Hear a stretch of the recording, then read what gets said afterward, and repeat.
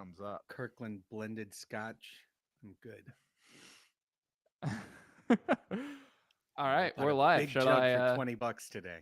I didn't bring the whole jug. Just a small cup. just a little smidge? Just a little smidge. All right, I'm going to play us in. Bobby Play us in, Cressy's going to please. play us in, actually. Please do. Yeah.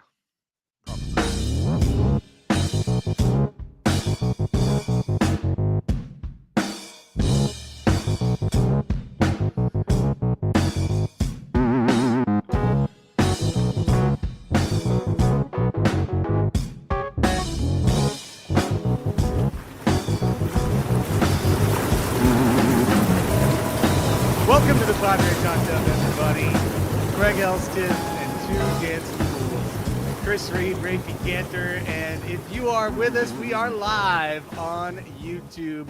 This is a first, not being live on YouTube, but being live on YouTube with Padres Hot Tub, the main show, the big event. It's all here. We are live to break down the end of the 2023 San Diego Padres season. It's over. It was Jover. Now it's completely Jover as 162 games have gone by. The Padres winning record, but not the playoffs. 2 games short of the playoffs, winning 14 of their last 16 to come up 2 games short of the playoffs in a classic procrastinator's sprint to the finish. No, I'm getting all the work done, Mom. I'm reading every chapter on time.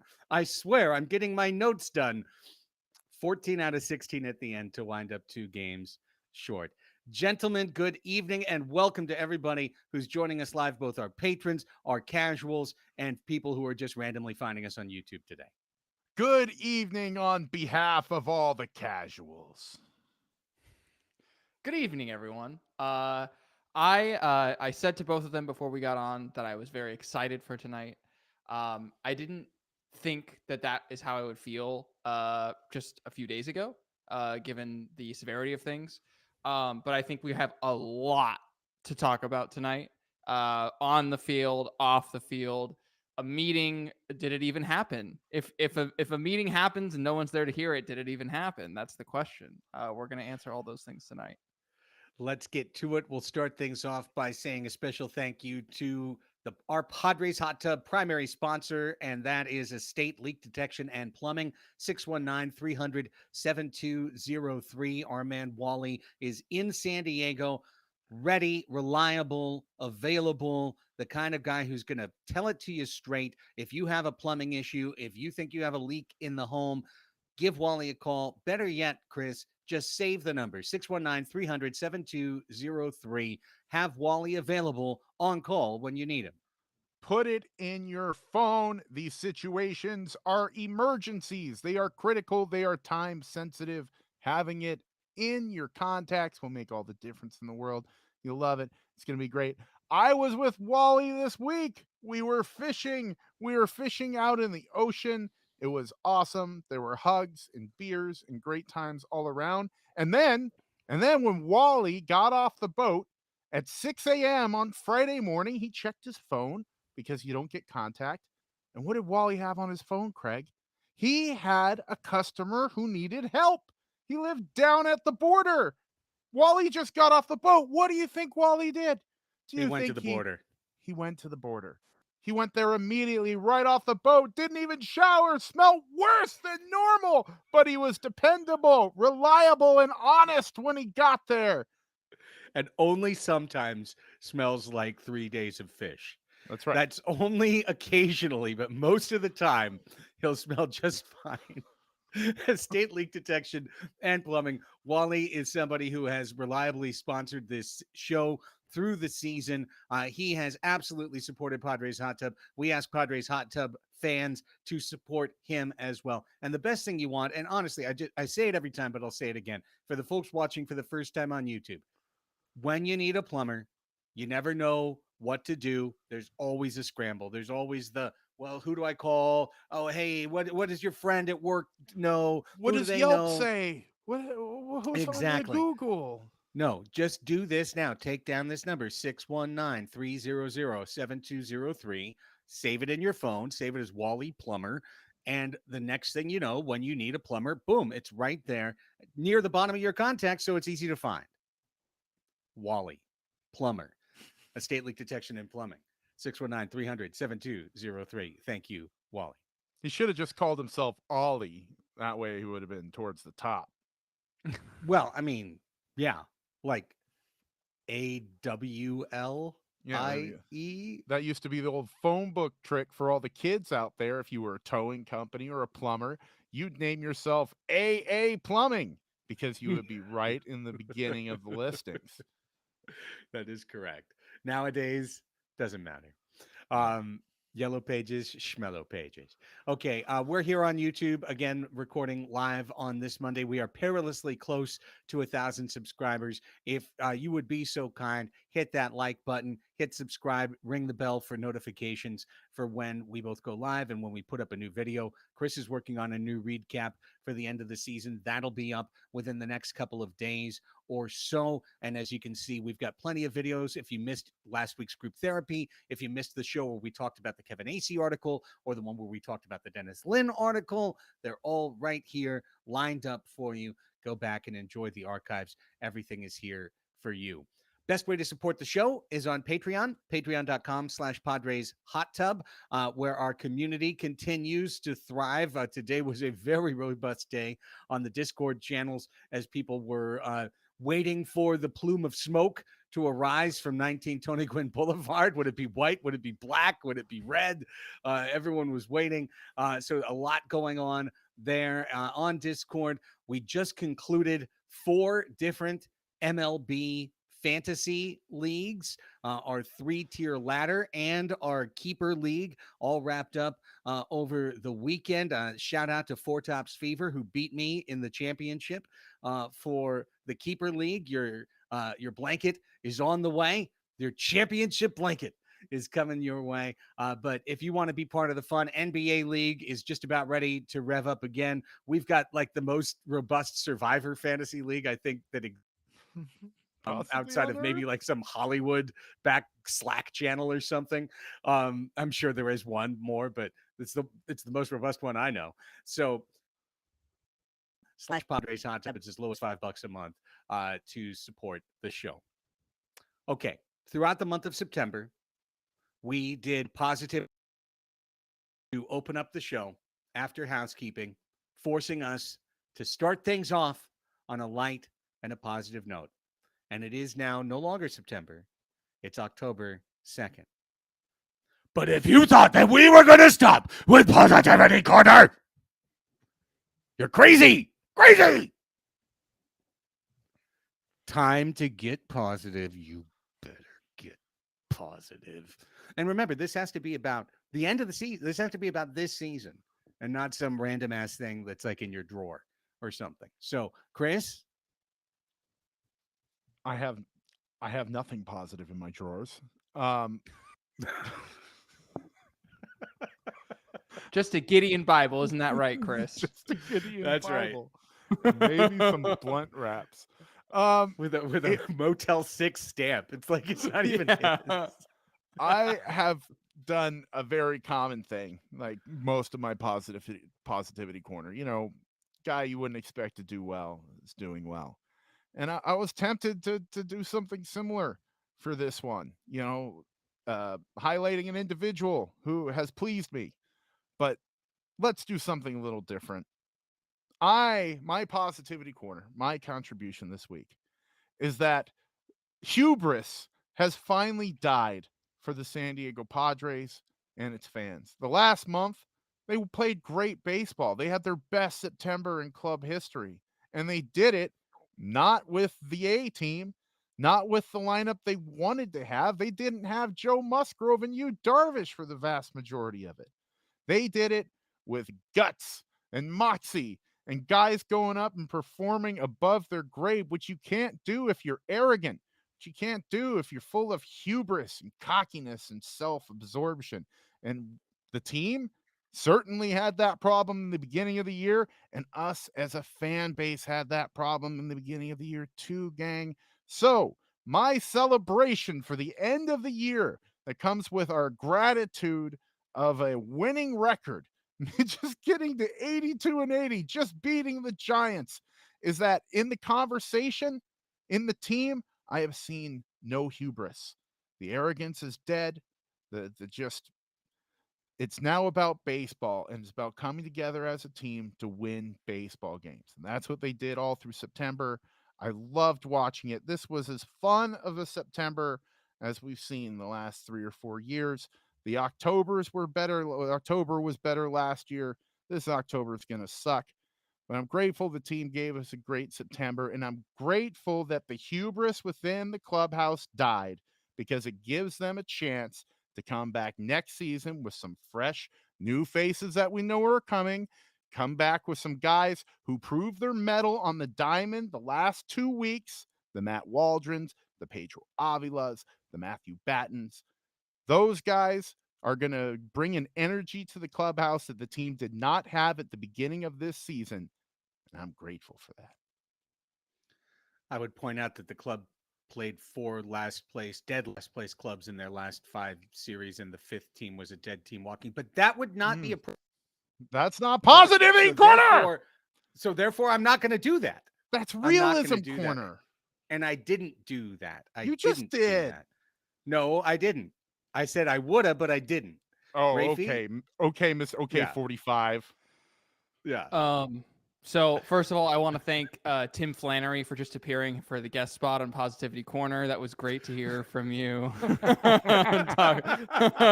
I appreciate it, Tim. I hope the blisters from the guitar playing aren't too bad these days. Yeah. Playing the belly up at 10, late show, yeah. right after this one wraps up. Right after this. So my Positivity Corner, I'm going to keep it simple. I'm going to keep it sweet. It's Nick Martinez. Nick Martinez in September. I'm just going to read out some stats for you. 19 innings pitched, 3 starts, 5 relief appearances, 11 strikeouts per 9, 2.84 walks per 9, no home runs in the month of September. 95% of his runners left on base, which is a kind of a luck stat, but still, we like it. A 0.47 ERA for the old heads, a 1.94 FIP for the new heads, and it totals a 0.7 F4 on the month of September. It really is the promise of Nick Martinez that I think that we had imagined, is this highly effective swingman who could come in and just do whatever he wants. And I mean, again, Flan, thank you for being here. A guy who just doesn't care about his personality, his ego, anything like that. And it's just like, I'm here to do my job. Whatever the club needs me to do, I'll do it. I think there are a few people on this team that embody that more than Nick Martinez this year. So I really hope that he didn't just play his way off of the team. I know that's not positive. That it was a September so good that he might opt out. We'll see. But I am here in Positivity Corner enjoying the performance that we got and all of the pitching ninja tweets about his changeup, which they love. So go Nick Martinez. I will wrap up Positivity Corner with the end of the 162nd game of the Padres season. The Padres played a meaningless game against a team that wanted to get the F out of Dodge on Sunday afternoon in Chicago. The White Sox had already lost 100. They had literally nothing to play for. The Padres could win, winning record, but really guys were chasing their own stats. Xander Bogaerts singled in the first and tried to steal to get to 20 steals and got thrown out easy. Juan Soto just batted in the first to get to 162 games. He drew a walk and he got out of Dodge to Manny never showed in the game. So this was, Choi hitting third and a Zokar hitting fourth and just, class, really what you want in the last game of the season, a zany fan appreciation, throw the cards against the wall kind of lineup, all backups and scrubs. And it's 0-0 into the 10th. And Ha-Sung Kim drives in the Manfred man in the top of the 10th inning, something that the Padres found themselves singularly incapable of doing the entire season. And who comes out of the bullpen? Rich Hill comes out of the bullpen. And the second he came out of the bullpen, and we had a watch party going at Bottle Rocket. We had a solid handful of Padres Hot Tub patrons there with myself. Shout out to Monty for getting that thing organized. But we cheered and we're like, we're probably going to lose, but this is awesome. this is going to be Rich Hill's probably last appearance of his major league career. And the Padres could have given him the start. They didn't give him the start. They could have given him a set appearance in the game. They didn't even give him that. But it got to extra innings, and it's like, this is now Rich Hill's game. And Rich Hill has pitched 19 seasons in the big leagues, and he has 0 saves. And he came in the bottom of the 10th with a 2-1 lead and promptly made sure that he would keep that stat pristine on his baseball card and his BREF page by giving up a second pitch, hanging curve, base hit down the line. And it's 2-2. And we're like, oh my God. So Rich Hill's going to give up the game in 3 pitches. And you know what? That's funny too. Like that's a funny way to end the year too. But he didn't. He gritted his teeth. The shot they had of him after he gave up the hit, he looked bloated and puffy and just a mess. And I was like, did this dude even know he was going to pitch today? Is this going to be a joke? And Rich Hill dialed up the best Rich Hill that he could possibly be today at age 43 and a half. His fastball hit 91 multiple times. And he got out of that 10th inning. And then the Padres got the lead back in the 11th. And out came Rich again. A perfect FU to Josh Hader. Hey, check me out. I'm 43. My bones visibly creak. You can hear me when I go up the dugout. And I'm doing an up and down like you refuse to do. And he went out there and he slammed the door. He held the Manfred man off and he struck out what I assume will be the last batter of his major league career. Big fist pump. Padres clinch a winning record, all thanks to this pitcher who was completely part of us getting torpedoed out of the race in August. But here now, with all of that behind you, and this meaningless last game, give the 43-year-old one last chance. And Rich Hill went out there and he picked up one more win.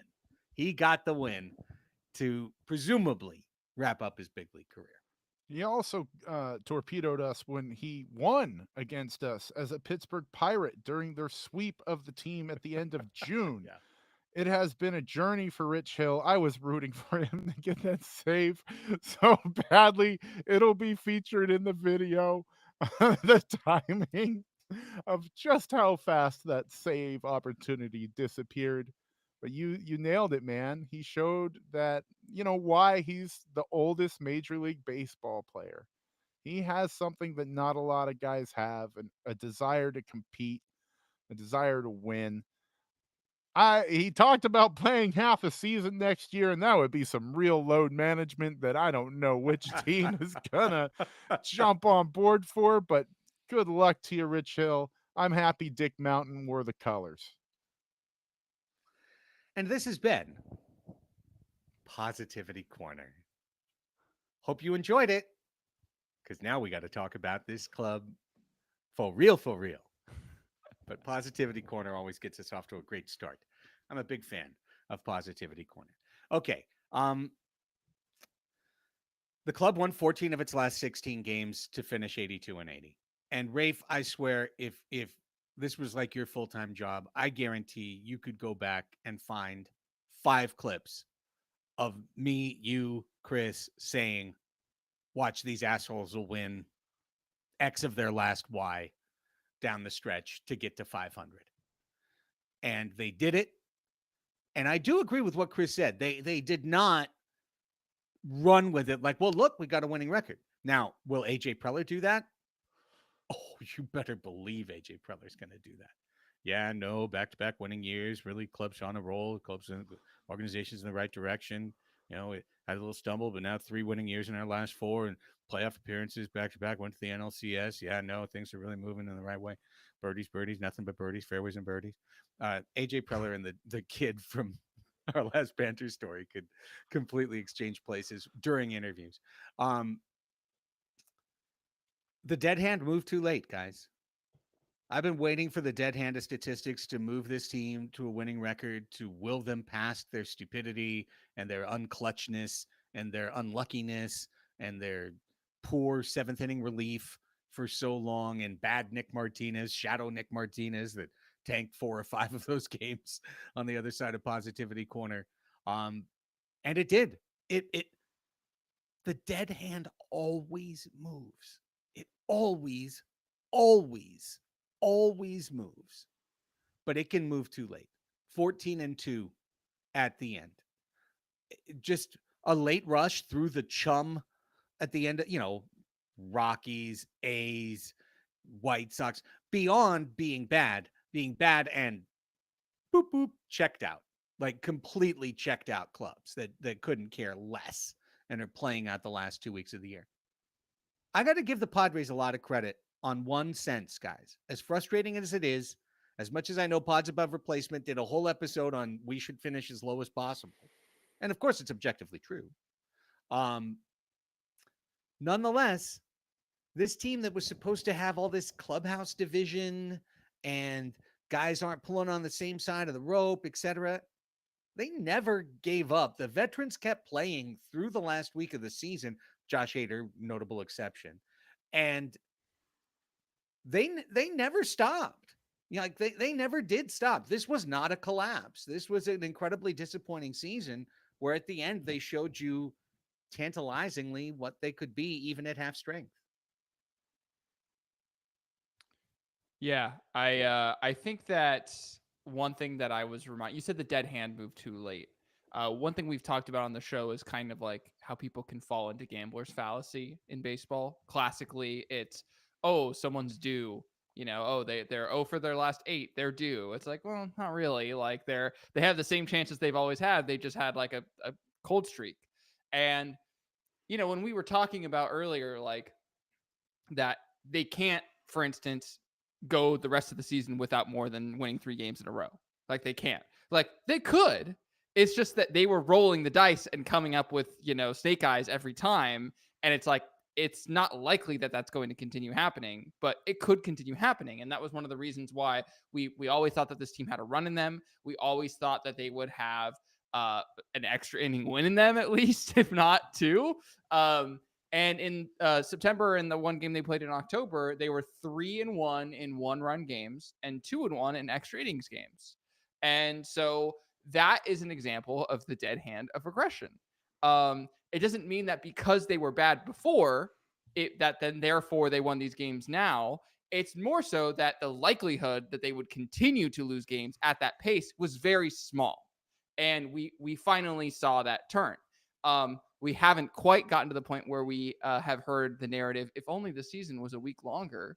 I haven't said heard that from today. I said that to a Dodger fan at Smart Final. Okay, well, ignore what I just said. Apparently, we have heard that somewhere in North Hollywood today. Yeah. But other than that, I haven't at least heard it from the players yet. I think people are well aware that they completely screwed up. But it's fascinating. It's just like I know Bud Black somewhere is just, I don't know, rubbing his nipples in the hills of Aurora, Whoa. Colorado, speaking like that's baseball, because it is. So miss you, Bud. I started keying in at some point in the season on a winning streak, right? That's what I needed to see how this team to get hope that I thought they'd make the playoffs, because this felt like an inevitability for a long time for me. And at some point I started saying 10. Well, they got to 8, guys, and they finished 2 games out of the playoffs. That 10 number would have done it arbitrarily out of nonsense. It would have done it. But you know what? There were 6 games losing streaks in June. There were games that they gave away in May for no reason, because they didn't have the right players to enhance matchups and take advantage of teams that were weak but playing them hard. So that's what it is. And it is the most disappointing season in Padres history because of our expectations. And I will never root for them to lose, so I'm stoked that they won in this September. I do think that it means something for 2024. I don't know what.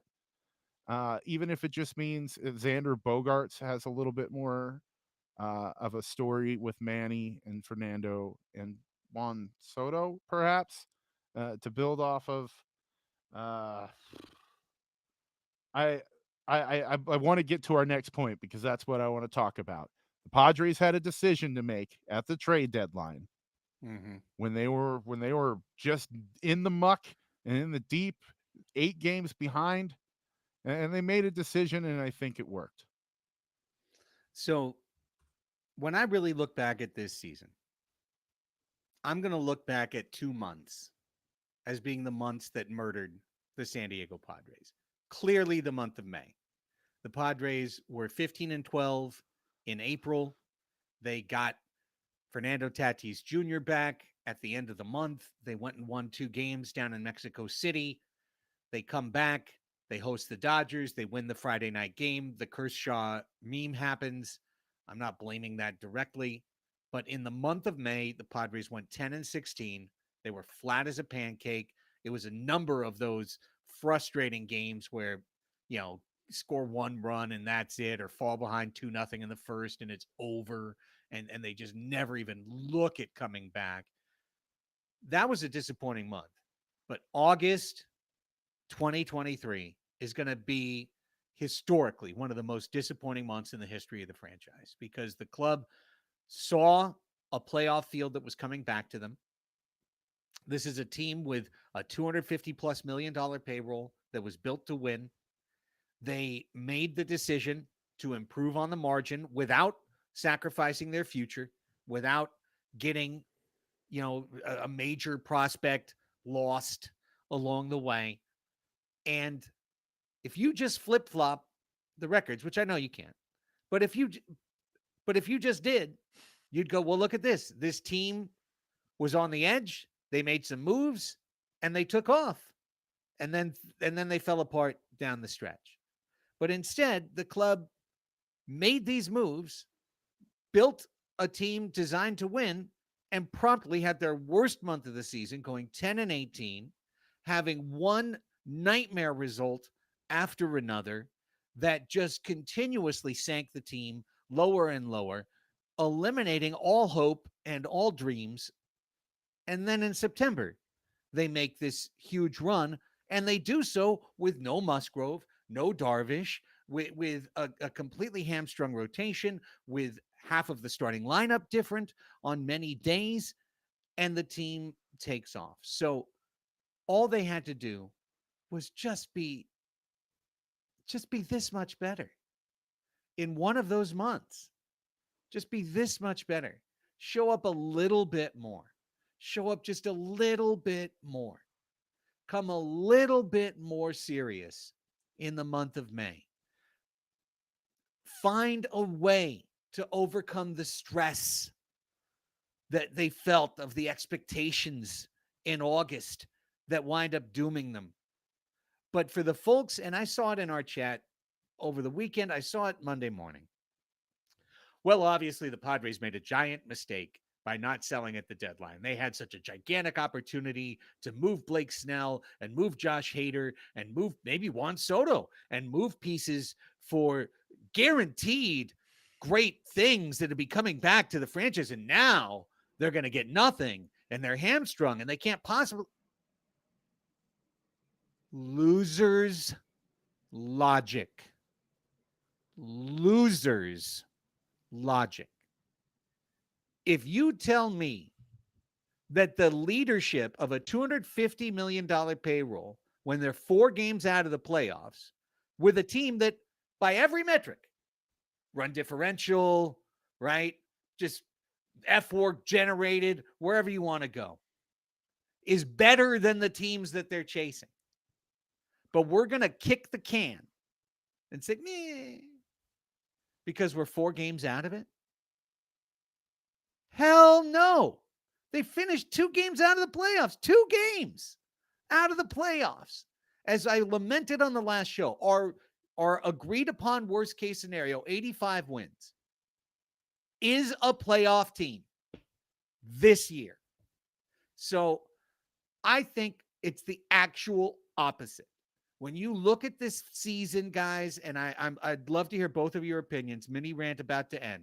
But when you look at this season in the whole, in the aggregate, you back up, you look at all 6 months, There's no way this team should have sold at the deadline and cashed in on the chances that they had.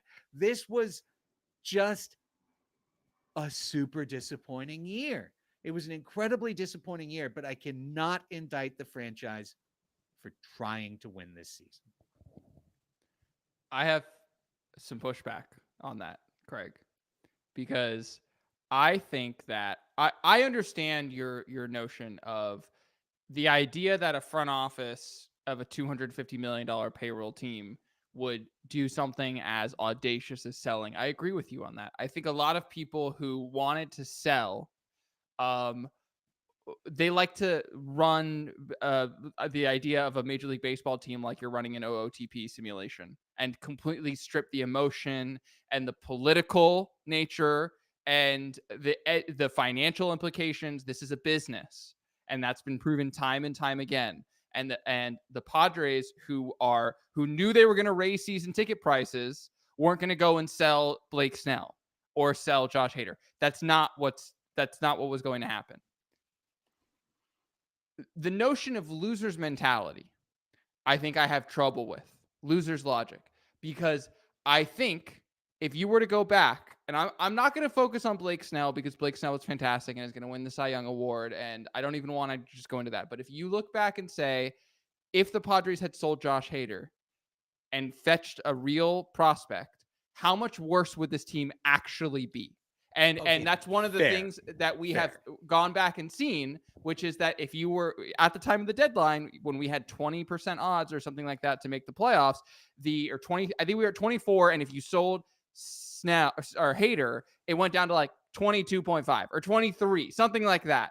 And we're still not in the playoffs now. Now, I'm not trying to say that as Captain Hindsight. I'm just trying to say that, like, how would this actually have played out and been affected? Like, I don't know that it really would have made that much of a difference. I just think that, like, I agree with you in the sense that it was never going to happen, but I just disagree in the sense that it's loser's mentality. I think there's actually like pretty sound logic behind it. It's just never going to happen. So it's like, what are we doing having the conversation? You know what I mean? Sure, but that conversation is ongoing to this moment with Juan Soto and other players. I do think it is a mentality of like, oh, well, it's not going to work for us, so we might as well get what we can out of it.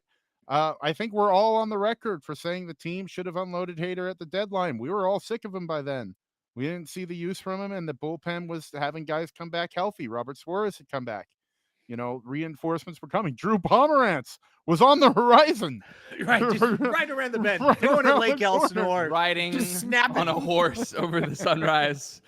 Ben Higgins could hear the glove popping from the press box as Pomerantz threw. But I do think teams get in the That's a deep habit of cut. doing this.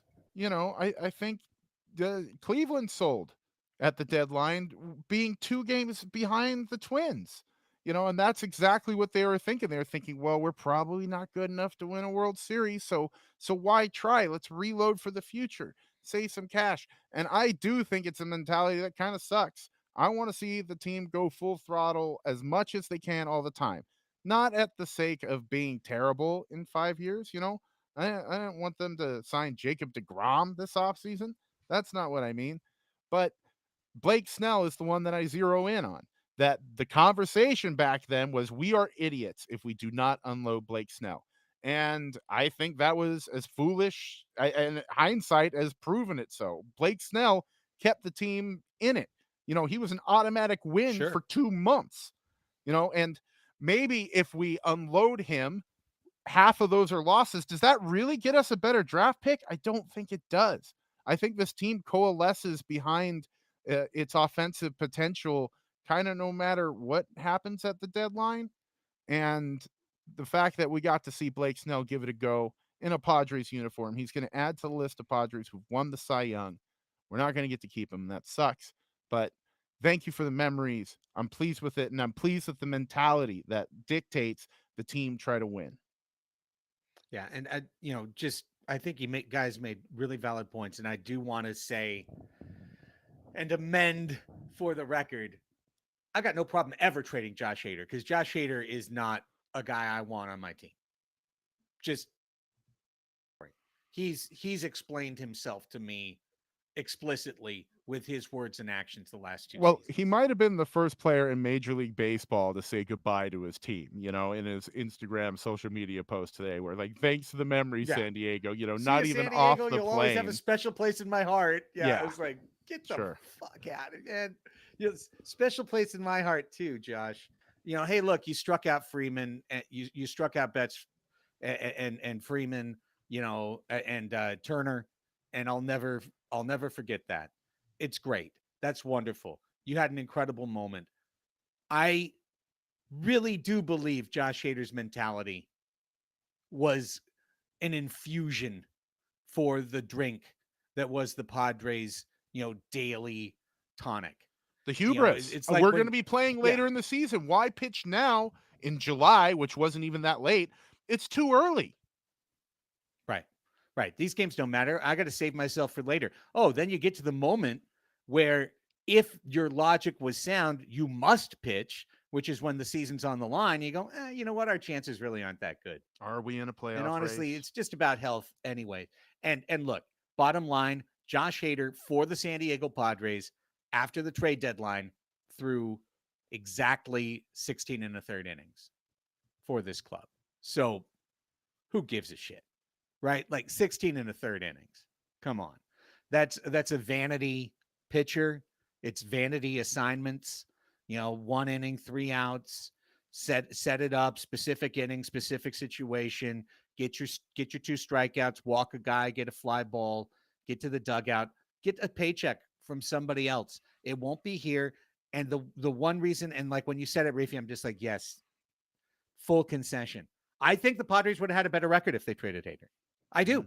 I do. Because you would have had a closer in the closer role that we saw down the stretch. We saw Suarez willing to pitch 5 outs and come back the next day and throw again. We saw Barlow willing to get up and down and then come back the next day and throw again. And that's the mentality you need in this bullpen. It needs to be up to the manager and the pitching coach to make sure that the relievers are fresh at the end of the year. It does not need to be up to the reliever to make sure that he is fresh at the end of the year by offering a lined sheet of paper with his guidelines, including the as to yet be fulfilled if you pitch me back-to-back days, 5,000 cash on a barrel, waiting helicopter on the helipad for a 3-day vacation. Divine is in the helicopter. I'm just saying. I'm going to keep that joke. This is the last time I get to use it, guys. So this is it. This was it. This is the last time. So yeah, I still think in the gestalt of it all, they finished 2 games out of the playoffs. 2 games. They weren't the Mets. They weren't the collapsed team that the Doomerville, Doomerville had a great year, right? Team's never going to make it. Told you so. But even then, like, that's not the way this franchise is going to keep any positive momentum. There's a lot of issues facing this club. They really needed to win this year. They didn't. It's going to lead to quite a reckoning. We're about to talk about it and break it all down. But I ain't going to be mad at them for trying to win this year. I will not be mad at them for trying to win this year. And in the end, Rafe, Pythagoras. We are the Pythagorean champions. Cracks on, knuckles. Here we go. Tell me about Pythag. Tell me about my Pythag. So I want to talk about Pythagorean run differential for people who are hopefully not clicking out of this already. It's basically just how many more runs did you score than your opponent? And based off of that, there's an idea. There's this theory that run differential is highly correlated to actual wins. And there's lots of articles about this. Just Google, Pythagorean run differential, anything like that. If you want to learn more, that's great. The Padres, based on how many runs they scored this year, should have a record of 92 and 70. Why is that important? Why am I telling you that? Because we're not. We were 82 and 80. Okay. We're on YouTube. Let's put up some shit so you guys can look at it. Okay. I'm going to try and find it right now. here. Hopefully this works. Okay. You should be looking Ooh. at StatHead. All right. Here it is is. just a few things. Okay. I wanted to figure out in teams that have won 82 wins or less, who has the highest run differential ever? The answer, of course, is this year's 2023 Padres, and it's not even close. They have 15 more runs than the next team. Now, I point that out because the next team was the 2018 Washington Nationals. The 2019 Washington Nationals, of course, went on to win the World Series. I don't bring that up because, we were doing this earlier this year. Oh, the Braves and the Nationals, they had the slow start. Okay, we're done with that. Here's why it's important. Okay. Here, I'm going to get to that in a second. So this is another thing that I found interesting. The Padres, according to the stat it's called clutch. There's the idea of clutch, and then there's a stat called clutch. And the stat that's called clutch, in the simplest terms, all it means is how much better were you in high leverage situations than you are in any situation. Okay, that's it. And if you have a positive number, it means you were better against yourself. And if you have a negative number, it means you were worse. And it's measured in win probability added. So you can just think of these as wins. Think of these numbers as wins. The Padres were the second least clutch team ever in the expansion era. Okay? Or no, I'm sorry. I correct myself. This one's just ever, because we've got the 1953 New York Giants in here. They cost themselves 9.5 wins in terms of their anti-clutchness. Okay. So why is that important? Why am I showing you all of this? It's because if you look at all of these teams, I had help Mad Friar Ben on our Discord, who's amazing, pointed this out, and I ended up doing some more additional research on this. I'm going to read for you what the next year stats or the next year win totals were for all of these teams. So the 1965 Boston Red Sox, the least clutch team ever, they cost themselves 10 wins, okay? The next year, they won 72 games instead of 62. They were 10 wins better, okay? The 1965 Minnesota Twins, after going 79 and 83 and being unclutched, they won 23 more games the next year, okay? The 2018 Cleveland Guardians, they were 11 games worse, but I should point out that they won 102 games in this year when they were anti-clutch. So they simply reduced to a 91-win team. And then we just go down the list. The 2017 Rays, they were 12 wins better than the 2016 Rays. The 2017 Twins, they were 26 wins better than the 2016 Twins. The 2019 Dodgers were 14 wins better than the 2018 Dodgers. And on it goes. The Orioles were about the same. The Rangers were about the same. And then you get to the New York Giants in 1953. They went 70 and 84. The next year, they were 27 wins better. Okay. The reason that I bring all this up, the average, by the way, of all that is 10.67 wins. So 10 and 2/3 wins that the average team was better in these terribly clutch situations. It's because this stuff can't last over a long time. Okay.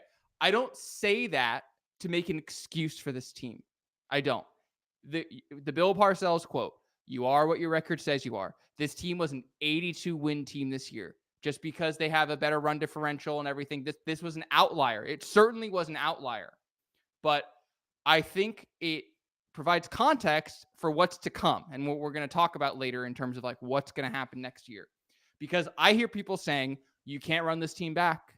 You can't run this team back. You can't run it back because Snell is going to be gone and Haters and Wacko and Luco. Who are all those people? They're all pitchers. They're all pitchers. And this clutch statistic, okay, this is purely offensive performance, okay? The aberration on this team was on the offensive side, okay? That is true. So, and who's missing from next year's offense? The only thing that's going to change with next year's offense is if this team trades Juan Soto. And that is a huge factor. And I'm sure we'll get to that later. But when I am worried about the lack of action that will happen for next year, when there's not a reckoning and there's nothing happening and there's no, blood sacrifices made on any side, whether that be player or management or anything like that, I think the thing that I'm going to use as my medicine is to say the offense is coming back next year, and there's simply no way that the offense can be the way that they played this year. There just simply is no way.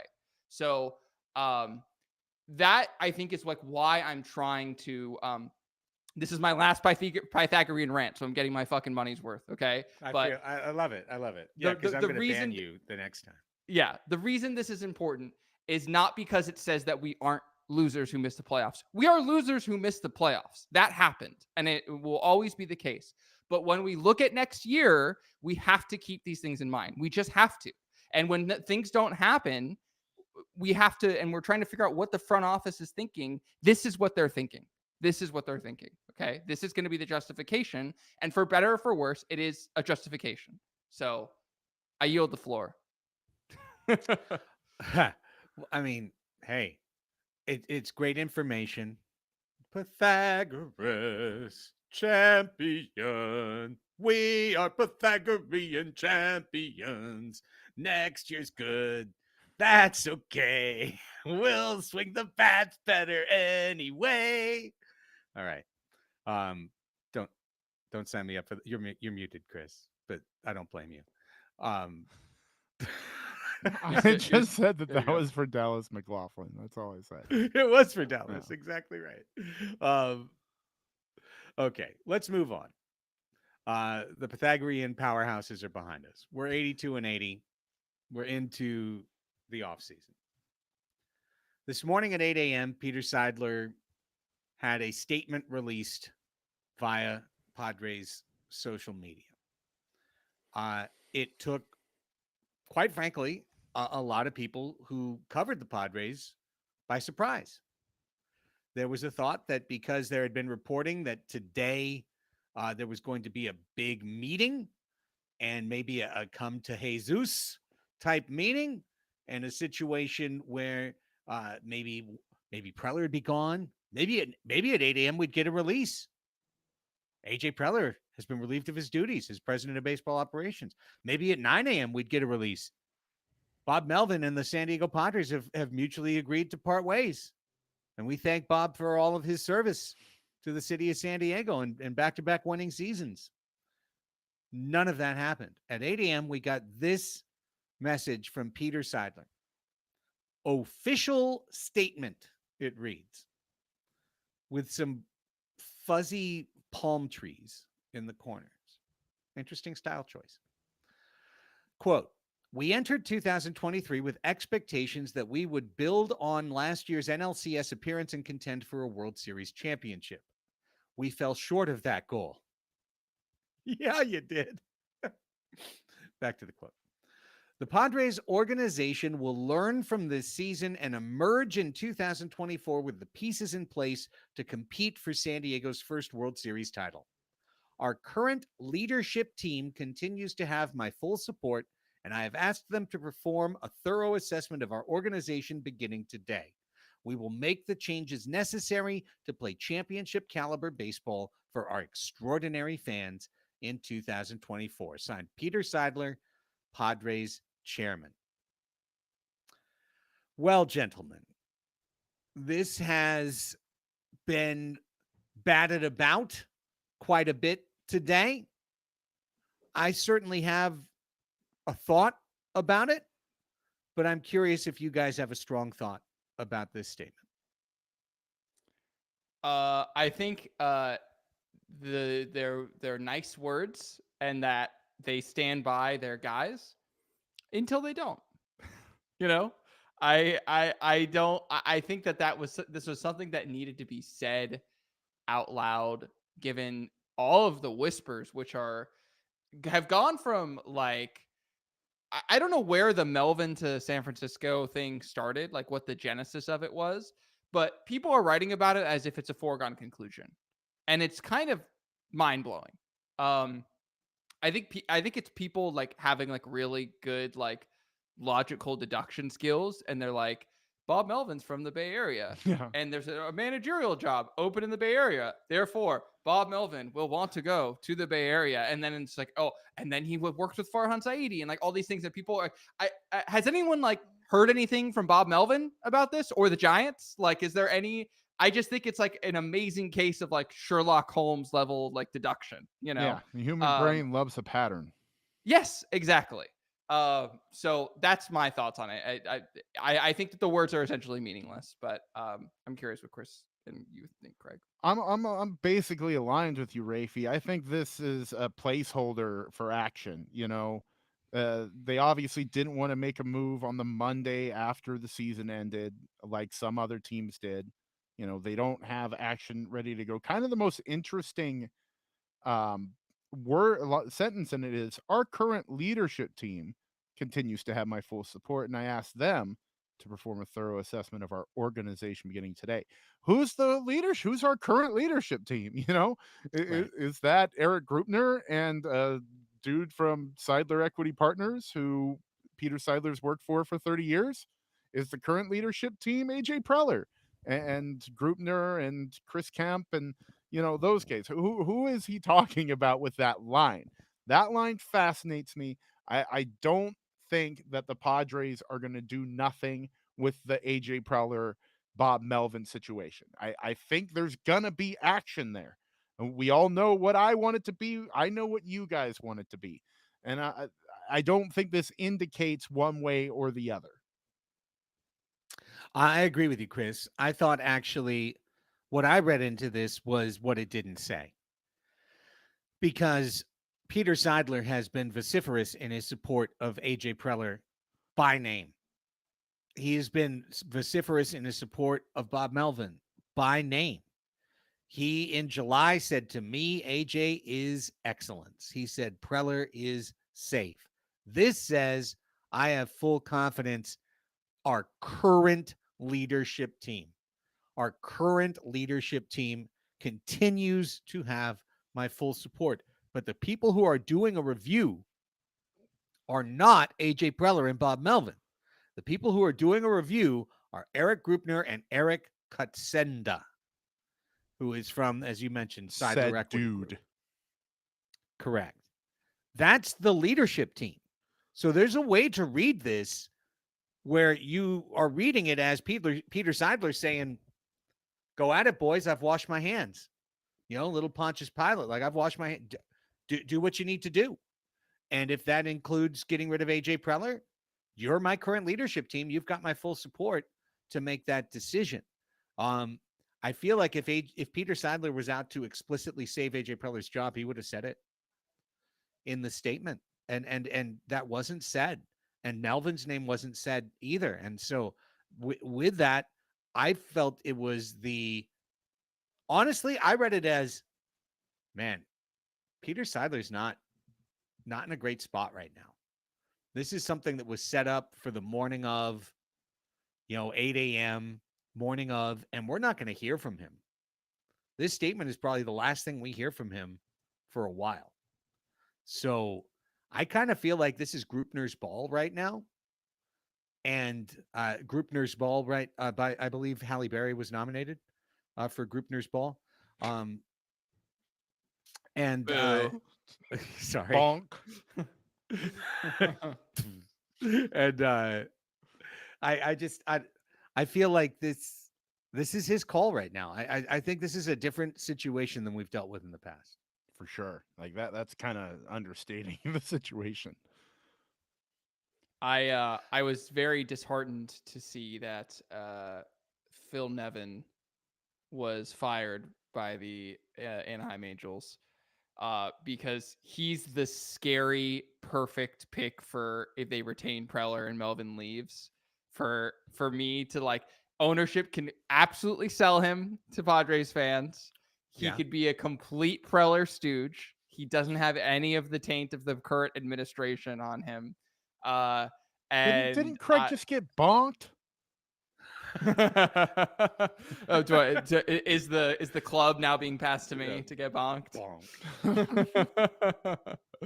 right, yeah, the tinfoil hat just like he is like super strength Will Venable, isn't he, Rafi? Like he's got the actual manager chops, but he's very much a modern guy that answers to a front office. You very much nailed it, and that'd be a nightmare, man. He didn't do anything with the Angels. And talk about another team that kind of a GM gets to hold on to his job. He's kind of I don't blame him for Artie Moreno, but it was surprising that their GM is staying and the manager is the one that goes, because that's always how it works.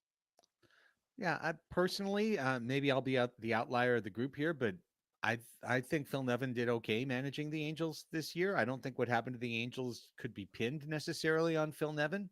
And I've heard several people who talk about the Angels. I listened to some things about the Angels in the last week, and one of the things I heard was that, if it lands on Phil, it's unfortunate because actually he did a good job managing the team and a good job managing the clubhouse, and he's got a shit situation.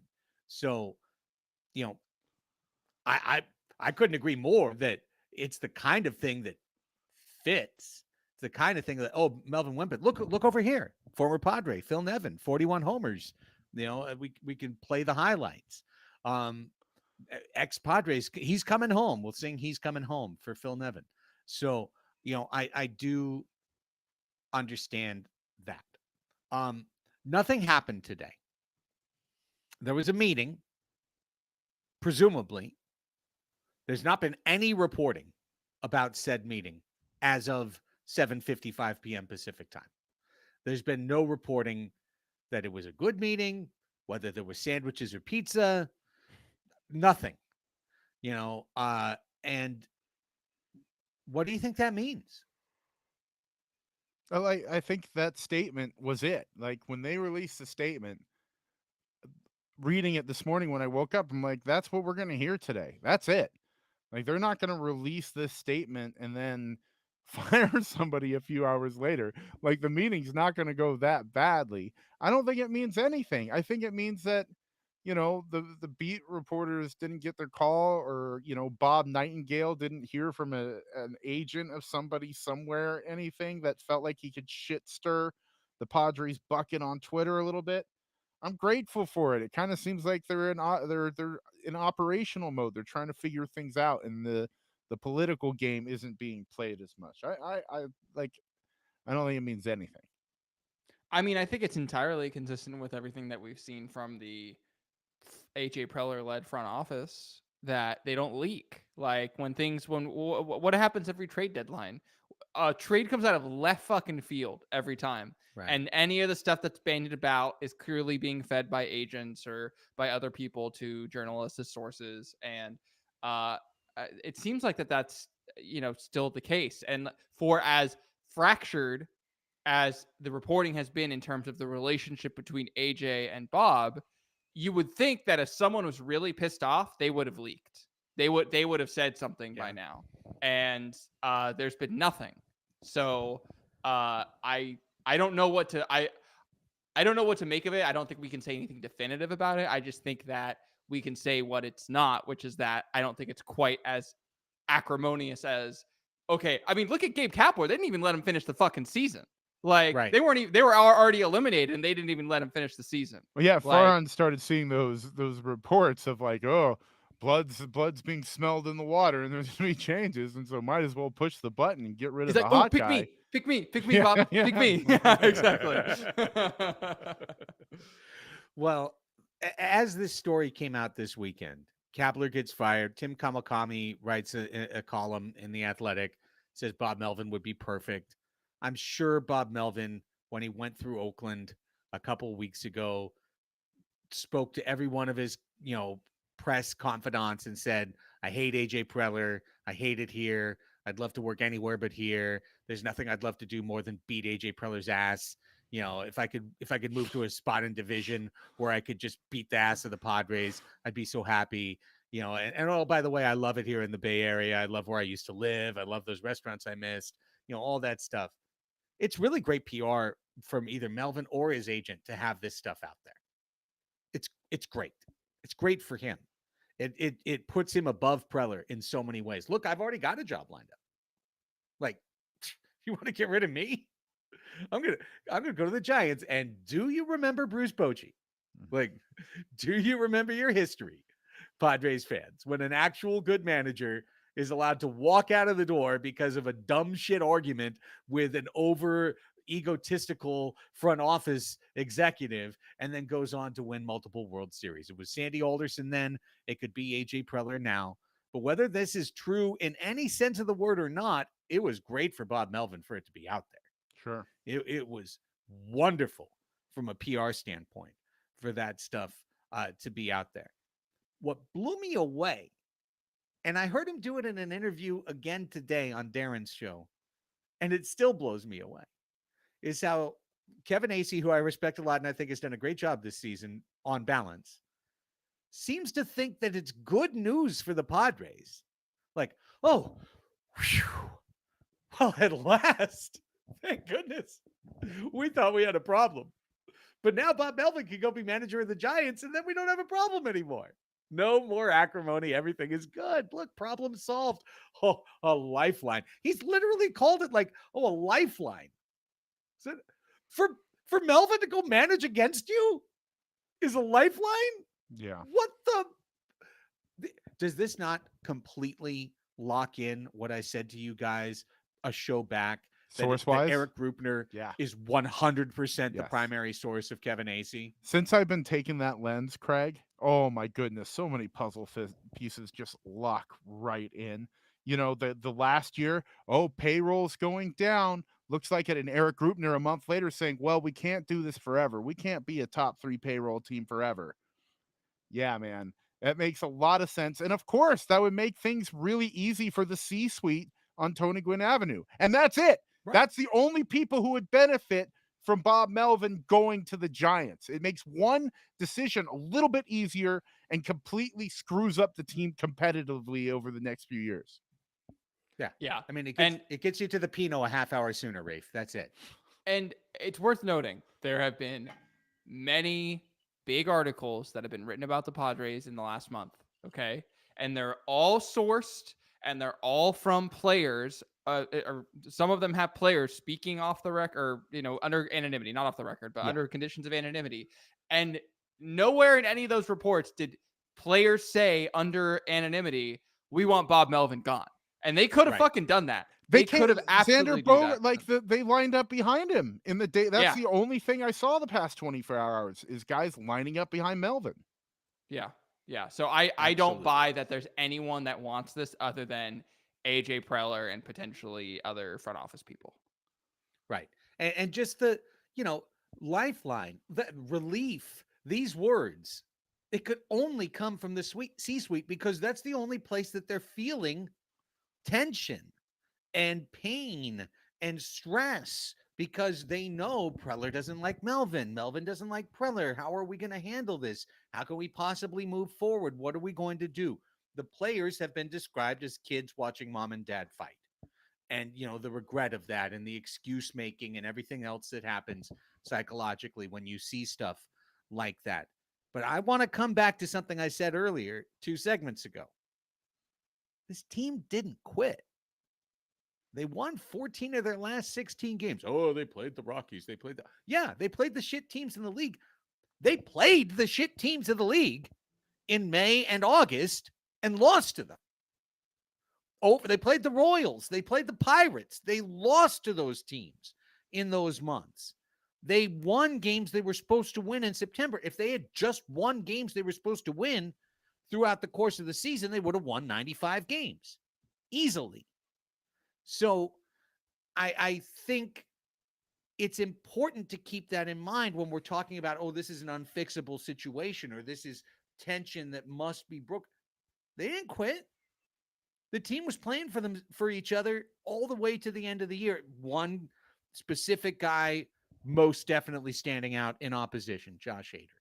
But other than that, they were sacrificing for each other. Those veterans could have called game at any point in September. If Xander had said, hey, my wrist hurts, I'm gonna take the last 3 weeks off. If Soto had said, hey, I've got a whatever. Manny played through ridiculous pain. He played Friday, Saturday? Or I think just Friday, but still, he played to the last weekend of the series. He played to the last day of eligibility, so to speak. Tatis hadn't played in 2 seasons for the most part, came back and played almost every single game that he was supposed to play down the stretch. So I just don't see any of the classical signs of like managers lost the clubhouse, managers lost the team. when this team didn't play well and they played like crap in the clutch and they didn't hit for each other, it never felt like it was an indictment on the manager. It felt like it was an indictment on the group, the grouping, the pressure that maybe some of these guys don't react well to expectations. I've got a couple sneaking suspicions. A couple of our superstars aren't primetime players. And like, I see that way more than, well, Melvin just couldn't cut it. I mean, if you're going to criticize Melvin this year, the only evidence you have to go on are like a couple handfuls of bullpen decisions that didn't go his way. Back in June and May, it seemed like every button he pushed blew up directly in his face.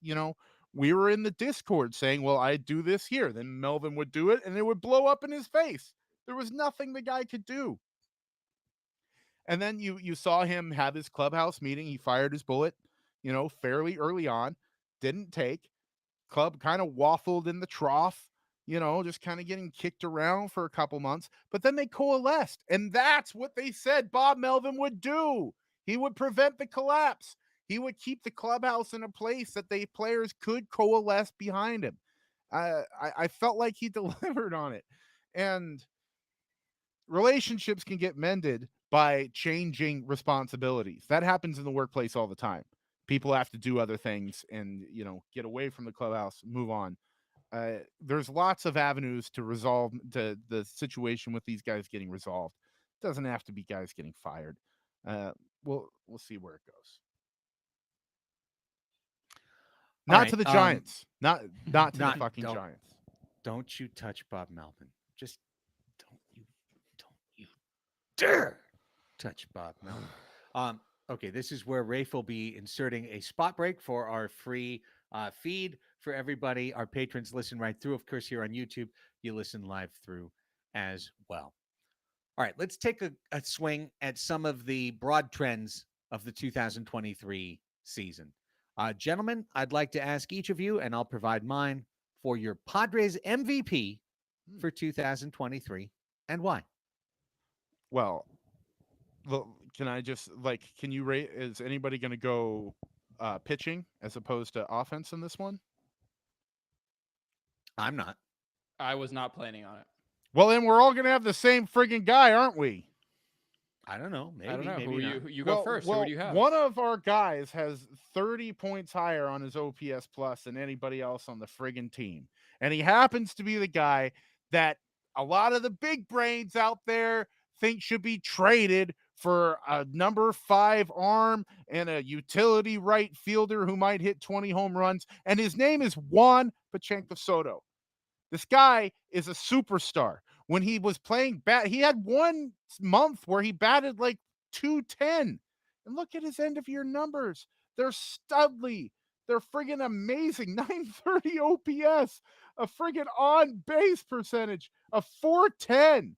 Like, the guy is amazing. He's so fun to watch. He may not come up huge in every single clutch situation, but when those moments happen, like they did last playoffs, I feel like he's going to be the guy he's always been. He was in a World Series as a friggin' teenager. He has it in his blood. You can see him having fun out there every night in September. Juan Soto is the Padres 2023 MVP. Craig. Okay. Rafe. Oh. Well, I was gonna pick Juan Soto, but I'm not gonna do that now because I mean, to me, he's the obvious pick. But you said everything that I could say. I'm gonna just move a little bit further down the list. He didn't have the best final month of the season, but I'm gonna say Ha-Seong Kim. Our boy Ha-Seong Kim had first of all, not only talking about like how he's gotten better every year and he's just like you're seeing just like the development. Like there were moments during the season where it felt like he was truly the only player who gave a shit. Mm-hmm. And I don't necessarily know that in hindsight, especially given that the way this team played in September, that the other players didn't care. Like I don't think that that's true. But I just remember contemporaneously the emotions of watching, and this guy has so much heart. He really went. I mean, again, he was the starting shortstop last year for a team that went to the NLCS, and he went and moved to second base, which is a less valuable, less prestigious position, and he got better. He got better. And I think a lot of guys in his position would have understandably failed to improve. And he instead played really hard. He put up a 112 WRC plus to finish the year. That's obviously down from where it was for the first 5 months of the season. He had a bad September. But listen, I mean, he stole 38 bases this season, guys. He hit 17 home runs, which is the most in his major league career. Which again, for an incredibly rangy second baseman, I will take every year. That's fantastic.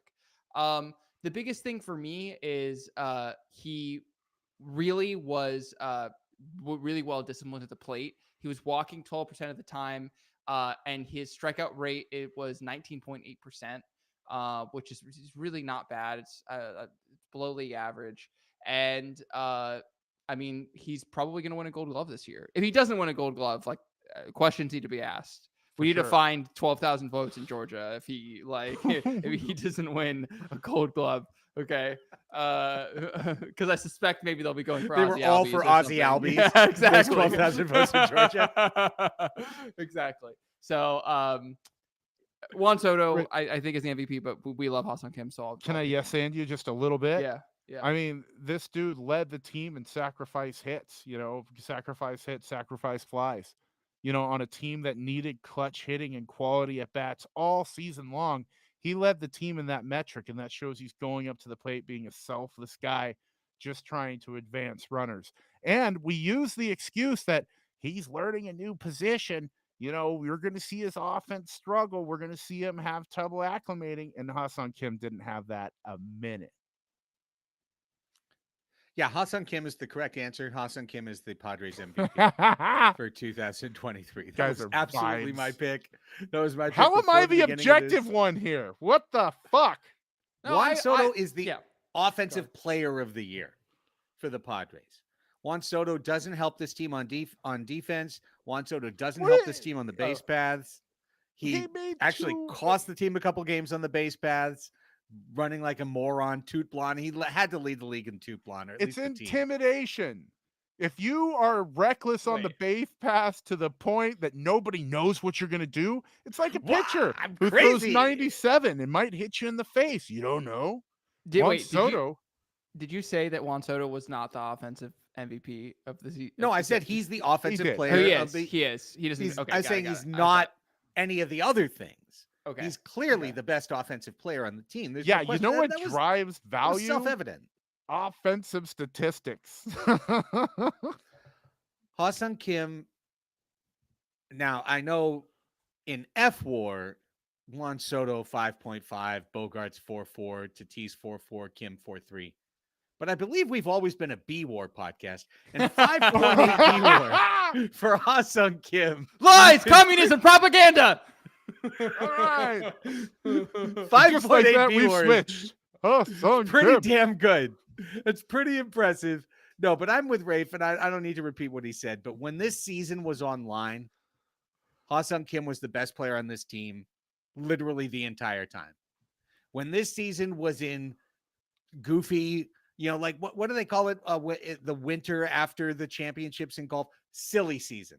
When we got to September and silly season, Juan Soto had an OPS of 1,400, and he massacred the baseball. And then in the game that they could have kept things alive with the bases loaded, he overswung and he struck out. And we lost in extra innings to the lousy St. Louis Cardinals. And will I pick on Juan Soto just a little bit? I will, because he's a great offensive player, but he's not the best offensive player. He's not if the game's on the line and it's the bottom of the ninth and it's World Series Game 7, who do you want at the plate? My answer is not going to be Juan Soto. I'm telling you that right now. On the Padres, I don't know who you guys. For me. I don't know who you guys would pick. Oh, okay, on the pod, sure. I'd pick Bryce Harper 10 times out of 10 over Juan Soto to command the situation with confidence and get the hit that his team needed to win the game. If it's a situation where a walk could win the game, Juan Soto is good for a walk every time. He's a great offensive player. I'm not diminishing Juan Soto's incredible accomplishments. He sucked in the clutch this year. He was crap in the clutch. Was Machado crap in the clutch? Yes. Was Tatis crap in the clutch? For the most part, yes. The team was historically crap in the clutch. They were historically crap in the clutch. And Juan Soto was one of the historically crap in the clutch guys. And he was right in the middle of it the entire time. And he also hurts your team defensively and on the base paths. Again, great player. If they extend him, it makes so much more sense than 4 of the contracts they've handed out this year. Okay? Yeah. So much more sense. At least 2 of them. I think 4. But nonetheless, my MVP for this year is Ha-Seong Kim. My favorite Absolutely. player. He's still my favorite. I love Ha-Seong. Like, I don't behoove you guys. I'm with you. Like, MVP. I say extend them both. Let's sell some friggin' art, Papa Pete. There you go. Alfredo Helú Stadium becomes FedEx Stadium. Now, gentlemen, let's reverse the exercise. I'd like you to name your Padres' least valuable player for 2023. I'd like to have Raphie go first. Oh, thank you. It's fucking Josh Hader for me, guys. All right. Woo! I like this hot take. Oh, let him cook. Let him cook, gang. Back up. I'm dropping the mic. Let him cook. I'm muting you. I'm drinking. Okay. So, Josh Hader pitched, absolutely, unbelievably, incredibly this season. When he was in games, he was unstoppable. But he wasn't in a lot of games. And that's the issue. Okay. We talked about this on the Discord. Okay. And I'm trying to pull up the stats to see if I can find them. But the Padres in games where Josh Hader wasn't able to get the save had something like a 20% like conversion rate. And I think that like you're thinking, okay, well, you're blaming Josh Hader for the way that other people pitch, but it's because Josh Hader has these special rules in which he couldn't put himself into games, and therefore guys who should not have been closing out games were in positions where they had to close out games, and that was especially true when Robert Suarez was there, was on the injured list, and which made it doubly worse, in my opinion, that he was being so stingy. And I understand that he has these rules, and the Padres knew what those rules were, and they traded for him, and they agreed to it. However, we missed the playoffs by 2 games this year. And how many games did we have where Josh Hader wasn't available that we went on to lose, where a lead was blown? Okay? I don't have the numbers right in front of me, but it feels like 50,000. Dude, I can think of 3 before my opinion on this topic changed. At first, I was like, I get Hader. It's a long season, blah, blah, blah. There were 3. And then after 3 times, fool me 3 times, I'm done with you, long-haired tatted man. Well, I'm going to pull up the, hang on. We're on YouTube, so I want to get the this is the stat pulling up music. Hader was lame most of the year. So here we go, everyone. Here's Josh Hader, okay? 87% save opportunities. Saves, a dumb stat. All right, where everyone's gonna yell at me for using saves. It's a dumb stat, but it's a stat nonetheless. You know, I understand that you hate Trevor Hoffman. It's okay. I had a great childhood, so I'm gonna hang on to it. 87% save opportunity. All right, league average 63%. Look at everyone else. 14%. 0, 0, 0, 0, 0, 0. Tom Cosgrove with he had 1 save opportunity and he converted it. Okay. But look, for a team that had Josh Hader, okay, our save percentage was 56%. It was actually below league average when we had the best closer in baseball. Okay. That is why Josh Hader is the least valuable player to me. Okay, because he put us in positions to lose more frequently than he should have. And what is the least valuable player if not that? I rest my case. Fantastic. It's a great case. I know we've talked about this too, Rafe, in the Discord. So I feel obligated every time this is brought up to point out that for other than like literally like 4 or 5 of those save situations, they weren't save situations, they were hold situations. And that the way baseball stats work, if you blow the lead in the 7th, you get a blown save. But if you convert or hold the lead in the 7th, you get a hold. Uh, So 100%. right? But what I would say to that is that's the reason the league average save percentage is 63%. It's so the closers in baseball aren't blowing 63% of their games. Then the closing position would be meaningless. My point is that the league average is 63% and we were at 56%. So we were still below average with the best closer in baseball. Now you can criticize the rest of the staff and the job that the front office did putting together a bullpen. I think, again, I said this on last week's show, the Robert Suarez injury was the sneaky worst injury for the team because of the way that it affected the bullpen. However, knowing all of this, Josh Hader still said me before the team and my rules before the team, and therefore put us in worse positions. So it's listen, it's objectively, he's not the least valuable player. If like you're going by stats. No, don't backtrack yourself, man. I think you just made a great case for that exact thing. He wasn't the worst performing guy on the staff, but because of his rules, his conditions for use, and all that, he wasn't very valuable, especially when drawing a $14 million salary. I don't think you should backtrack that take at all. I'm with you. And but I don't have the same person chosen because I don't do numbers quite as good as you, Raphie. All right, who you got? I was very tempted to go with a guy that, like in the beginning of the season, I was like, "What the heck is he doing on the team?" And his name was Rougned Odor. And then I started going to the numbers to kind of back it up, and I noticed there was somebody else on the team with numbers very similar to Rougned Odor who made a lot more money and played a lot fewer positions. And that guy's name is Matt Carpenter. Early on, when they signed him, I was on the friggin' hopium pipe, just hitting it hard, going, look at that OPS from last year. It's crazy. Dude's a one-dotter. Let's get it. Let's see that Petco porch just having artillery rounds of fastballs launched into it. And what we saw was a guy who was way out of the game, whose swing never adjusted to breaking pitches for like half the season. The guy did not have a hit against a slider or a sweeper or whatever you want to call it. It's the pitch that most pitchers are using as their main breaking ball these days. So if you can't hit it, you can't hit in the major leagues. His statistics look almost identical to Rougned Odor. We're talking about an 81 OPS compared to an 80 OPS plus compared to an 83.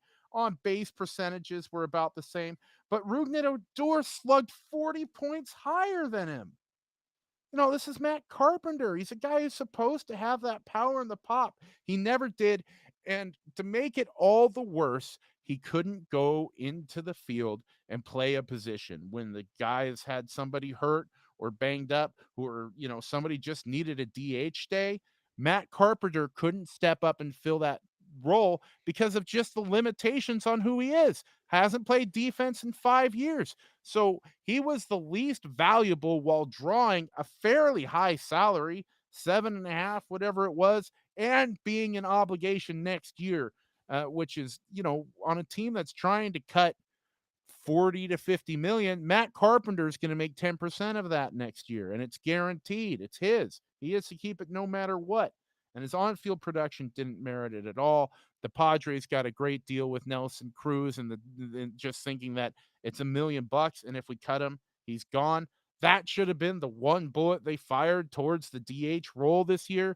Instead, they wanted to carry 2 guys who can't play in the field, which is just incredibly insane to me, considering that you got to carry 2 catchers. That means you have 4 guys who can't play positions. You got to carry 13 pitchers. The math doesn't add up. It's a very simple math. I don't have to get into fan graphs to use it. but the Padres didn't do it, and they got somebody who's not very valuable that they're going to pay a lot of money next year. Boy, I think you guys made two great picks. I think the hater argument is whatever heat comes off of it. I think that there's some real validity to it. I think Matt Carpenter was a terrible player for this year that hamstrung the roster and then became, of course, not for nothing. You didn't mention it, Chris, part of a front office v manager's office power struggle where it was get this fucker off the roster. And Preller says, no, he's got an option for next year. And Melvin says, fine, I'm never going to play him. And Preller says, fine, I'm never going to cut him. They're like, cool, we're going to play a man short for a month. And guess what month that was? It was August. It was the month when the team went 10-18 and fell apart. That's when we were asking every day, why is Matt Carpenter on the team? Why is Matt Carpenter on the team? Why haven't they cut Matt Carpenter? Why don't they bring up, like we wanted Ben Gamble, right? Like, we wanted random ass replacement players over Matt Carpenter because Matt Carpenter was bad. So great picks by both of you. Objectively and statistically, the worst player on the Padres in 2023 was Austin Nola. Austin Nola got hit in the face in the last week of spring training and through a series of things that I could only describe as medical malpractice, was allowed to return to the field like a couple days later doing catching drills and about a week later into the starting lineup, and then played for half the year, put up like negative a WAR, and now is essentially out of baseball with a potential for a maybe invite to camp next year. It's just unfair to put LVP next to Austin Nola because he played with an injury that he should never have played with.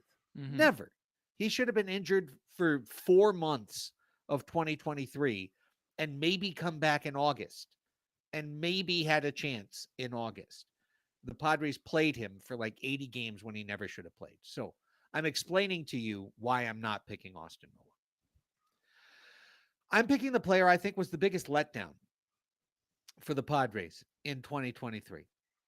And I want to make clear I got nothing personal against this player, even though I've talked against him on this show and I've talked against him on the radio. But I'm picking Jake Cronenworth for Padres LVP for 2023. And this is as much an indictment of the front office as it is of Jake Cronenworth, because Jake Cronenworth was great for what he was. The throw-in and the Tommy Pham trade, a tremendous find by the Padres front office, whether you want to give AJ the credit or you want to give the area scout the credit or whoever you want to give the credit. They saw Jake Cronenworth.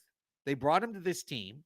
Jake Cronenworth, for 3 years, was a 4-WAR player for the San Diego Padres as a good to plus second baseman who had a little bit of stick, little bit of pop, added a bunch of things to the San Diego Padres. In 2023, the Padres decided to make Jake Cronenworth their everyday first baseman. And boy, that was a dumb idea. It was just dumb. It didn't make any sense. It was truly, truly based on a week of games in 2020 when Eric Hosmer had the shits and he couldn't come out to the field because he couldn't control his bowels. And Jake Cronenworth got to play first base for a week. And in that week, he made a leaping catch. He made a diving catch. He made a flying catch. He made a scoop out of the dirt. And everyone assumed he was the best first baseman in baseball defensively. He was not. Facts. Spoiler alert. He was not. He was a good second baseman who, when he went to first base, had bad stats, negative stats. We're back to an F-WAR podcast. Negative 5.4 was the defense rating for Jake Cronenworth for the San Diego Padres. You know that was second worst on the team? Juan Soto, negative 12.6. Woohoo! But Jake Cronenworth, negative 5+ was the second worst based on Fangraphs on the team. Now, we looked at him and went, hey, he scooped some balls. That's okay. Hey, he wasn't that bad. Whatever. Would we ever have made these excuses for Eric Hosmer or Brad Hopp or even Garrett Cooper or Josh Bell or any other first baseman? For some reason, Jake Cronenworth, not for some reason. Let me rephrase, Your Honor. Because he got a hit off Alex Faccia in the 7th inning of Game 4 in the National League Division Series last year to beat the Los Angeles Dodgers in a highlight that will live forever in Padres history, Jake Cronenworth was given sainted status going into 2023. You must not speak of Jake Cronenworth. Jake Cronenworth is great. Remember what he did to the Dodgers? He's a dragon slayer. Jake Cronenworth was misused the entire team. He was playing out of position. He was playing out of lineup position. He was playing in the heart of the Padres lineup.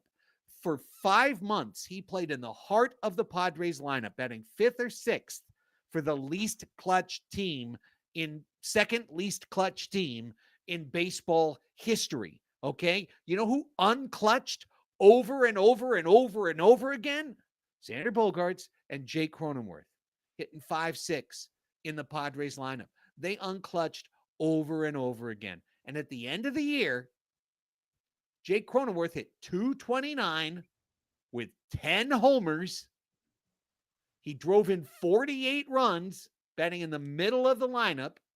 He didn't have one slash line over 378. Do you know who Jake Cronenworth drove in the most this year? Himself. He drove in himself 10 times. He didn't drive in anyone else more than 8 times all year long. Jake Cronenworth, according to Baseball Reference, an average Major League Baseball player with his plate appearances would have driven in 61 runs. He drove in 48. Oh, RBI don't mean anything. They mean something. He sucked in the middle of the lineup and defensively for the Padres. And guess what? Last point. Jake Cronenworth last appeared for the Padres this year on August 25th. Oof. And guess what the Padres' best month of the season was? The one month that he never played. Because average ass, replacement ass level first basemen like Garrett Cooper and G-Man, I got one hit as a Padre, Choi, could actually outperform Jake Cronenworth just by Matt Batten at first base. Could outperform Jake Cronenworth just by showing up and getting a couple of hits. I don't dislike the guy, but that contract, I mean, that's the single dumbest contract of all the contracts. Like, yeah, Manny Machado's not going to be good at 41, but he might be good for 6 or 7 other years. Oh, Craig, come on. We're talking I'm about with scale Craig. here. I'm with him. No. I'm with you that it's a dumb contract. It's silly, it's dumb, it's malpractice. But when we talk about the scale of things and what's going to be limiting the Padres in 2028, it's going to be Manny Sure. Machado making $39 million But we a don't year. know that. We know Jake Cronenworth's limiting the team in 2023, making whatever he made. And we get to pay more for him for the next 7 years. So yeah, we get to pay somewhere between $10 and $12 million for him. I don't like it. First of all, I think that's a great pick. I think it's a great pick for least value player. I will say 2 things. One, going back to the defensive rating, that's because the way that the defensive rating works, they have positional penalties. So first base gets the biggest penalty. So actually, what if I were to tell you Jake Cronenworth was the 5th best defensive first baseman according to that metric in all of Major League Baseball this year? There's one first baseman who does not have a negative rating, and that's Brandon Drury. Everyone else has a negative defensive rating because of We should have kept Drury. You know how much Brandon Drury would have costed compared to the Jake Cronenworth extension. Yeah. Oh my God. So we could have had 4 Drurys. The thing about, if we're going to praise Ha-Seong Kim for adjusting, then we also have to be fair and say Jake Cronenworth did not adjust. And I don't think that it's his fault that he was moved. I think that is malpractice of the team. The team broke something that was perfectly fine and decided to just say, oh, we could just drop him here and blah, blah, blah, blah, blah. And it didn't work. It didn't work. And it's another example of hubris by this team. Tim Flannery's back. He's in between sets at the belly up and decided to come back. But I think the most salient point you made, Craig, was the last one you made. The team got better when he stopped playing. And you can say correlation is not causation, but listen, like Garrett Cooper just played like a league average first baseman, basically. And what happened to the team? Just having that little bit of juice in there. They fucking took off. They did. And if there's any one position improvement that helped the Padres in September, it was catcher. It was going from the nothing of Nola or the all or nothing of Sanchez to a Campusano who could get hits and get power and kind of do a little bit of everything. So hopefully that's something that changes. We can look at the year and kind of the TikTok of the year, and there's just no question about it. We've talked about it, we've joked about it, but that Friday game in early May when the Padres hosted the Dodgers and beat the Dodgers and put up the Kershaw meme, that was the high point of the season for the Padres. There were 3 games over 500 that day. They were a game out of first. They never saw 500 again until the last day of the season. So there's no question that was the turning point. The big question I'd love answered, I don't know if it will be. I don't know if there's another think piece coming or a historical deep dive or a 30,000 word essay. I don't know. But what changed on this team?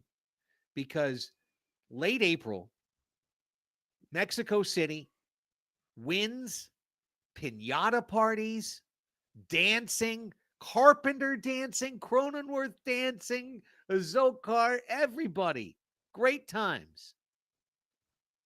2 weeks later, this team was playing the most lifeless baseball we ever saw. 2 weeks later, Bob Melvin was in Minnesota firing his bullet in the second week of May, going, we don't play hard enough. And the team responded by doing absolutely. Hader blew the save the next day in extra innings, and they lost another extra inning. I would love to know, what was it? Was there a Preller-Melvin rift? Was there an inciting incident? Was it just bad luck? Was it the curse of Kershaw? What happened between the last 2 weeks of April and the first 2 weeks of May that turned this team from team fun to team dud? Dude, I don't believe in cursed Shaws, as a rule. I'm from that series. I do think there was a pivotal moment that may have damaged the psyche of the team, but it happened 2 days later. The following game was a duel between Dustin May and Blake Snell that the Padres lost 2-1. And then I decided to go to a friggin' baseball game with you, Craig. And we went on a Sunday afternoon, and the Padres were leading going into the ninth. Josh Hader, our least valuable player, LVP, came in, and Petco Park was pumped. It was freaking going off. Like, it wasn't quite playoff atmosphere, I won't say that, but it was exciting because the stadium thought that they could beat the Dodgers in a series. They believed in it. We had seen it done before. The Dragon had been slayed. Then Josh Hader came up against the Dragon, Mookie Betts, second most valuable player in the National League, and Mookie Betts took him deep, tied the game. Padres went on to lose it in extras. And that moment brought the Dragon back. It reared its head, right? Breathed its fire. We got scorched again. The Dragon was alive. I don't know if that's the case, but when we're pointing at games in that window, it's not just because that was the game we went to together. It was the most crushing of loss of the season up to that moment because of the stakes that were on the line, beating the Dodgers at home, while you still think that you might compete with them for the division, was brutal. It hurt. It hurt us as we walked out, and I don't imagine the players felt much better. A brutal time. and some again, like I said, there's going to be further reporting, further writing about this confounding season, and I'd really love to know. Like, was there something that happened in that time? Was it simply results? Was it as simple as losing that game, going to Minnesota, losing 2 bad games, and the team lost confidence, lost their faith? Like what we don't know yet. We're about to talk about knowns and known unknowns and unknown unknowns. But this is one I we know we don't know what happened, to the club in this time. All right. Before we get out of this segment, I want to get again, I got 2 more categories that I want to get your takes on and put a player in on the record. Here's number 1. If there's one player on this team that's on the outs, and what I mean by that is either an impending free agent or a player that's got a player/team option thingy where it looks like they're not coming back in 2024. If there's one player on the outs on this team that you'd like to keep, I'd like to ask each of you, who would that player be? And if the answer is there's literally no one, explain it, and I'm fine with that answer. And just to clarify, this is who do I want to keep regardless of the implication, or am I living in the real world? So like if like Snell's not going to sign for $1, right? Correct. Yeah, Okay. no fantasy land. This is like I'm looking at whether it's Snell, Lugo, Waka, Martinez, et cetera, et cetera. And there's one guy that looks like he's leaving, but I'd like to make the deal to keep him here next year. Who's that guy? Chris, you're muted. It's because I don't want to be slurping for our wonderful YouTube audience. For me, I mean, you already said it. We've already said the name. There was this hot lefty from the AL East that the team went out and got, thinking that it would put them over the edge. And now it looks like we're going to lose him. And I just don't know if I can stand seeing Drew Pomerantz play for a different team in a different uniform. Bring him home. Bring him home. Keep him home. Fix his arm. Is it possible? It's impossible. No. I saw his arm while out fishing. It was on a kelp got patty. checks It notes. had some Dorados Sorry, on it. it's impossible. Not possible. Arm's gone. Arm's gone. All right, Rafe, back to you. Okay. Yeah. To wait. Chris is that Garrett actually your Cooper. pick? I just want them to re-sign Garrett Cooper. Keep him on the team. That's all I got. I like that. That Now- totally counts. He's an impending free agent. Yeah, I've I already think said that's it though. Southern California boy, pending free agent, plays a position they don't have a guy who's great there, and he looks good in the uniform. I thought he played mesh well with the team. Garrett Cooper. I want to see him next year. I really like that pick. It does bring the question of like, again, it's like, what do we do with Jay Cronenworth then? Like, that's Yeah. like the eternal question now at this point. My pick is I want to bring back Michael Waka. Like, I'm assuming that Nick Martinez is not going to opt out. I genuinely don't think that we should sign Seth Lugo again. I think this was a great season for him. I think it was fantastic to see him really be given a shot, and he absolutely delivered. It was a mega win for the team. He's, I think, either 34 now or about to be 34, and he's going to want a 3 to 4 year contract. And any team that gives it to him is silly for giving it to him, frankly, unless it's for very low value, because it's not going to be worth it. He's going to fall off. That's just what happens. Like, that's just what happens to pitchers when they get to that age. And so Michael Waka is 3 years younger than Seth Lugo. We do have that 2-year, $32 million option to keep him. And I at first was like, okay, like we'll, restructure a deal, like do something like that, et cetera, et cetera. I don't know, guys. The free agent starting pitcher market is getting really slim. It's getting like really slim pickings, and we need at least 2 solid pitchers to come to our rotation next year, and then cobble together some sort of 5th starter. And that assumes that Musgrove and Darvish are healthy. So I think in terms of moves that this team must make and financial decisions that they are kind of backed into a corner to have to make, they might be in a position where the team has to trigger that option. I don't know that he's going to live up to that contract. I think he certainly can come close. But Michael Wacha is my pick.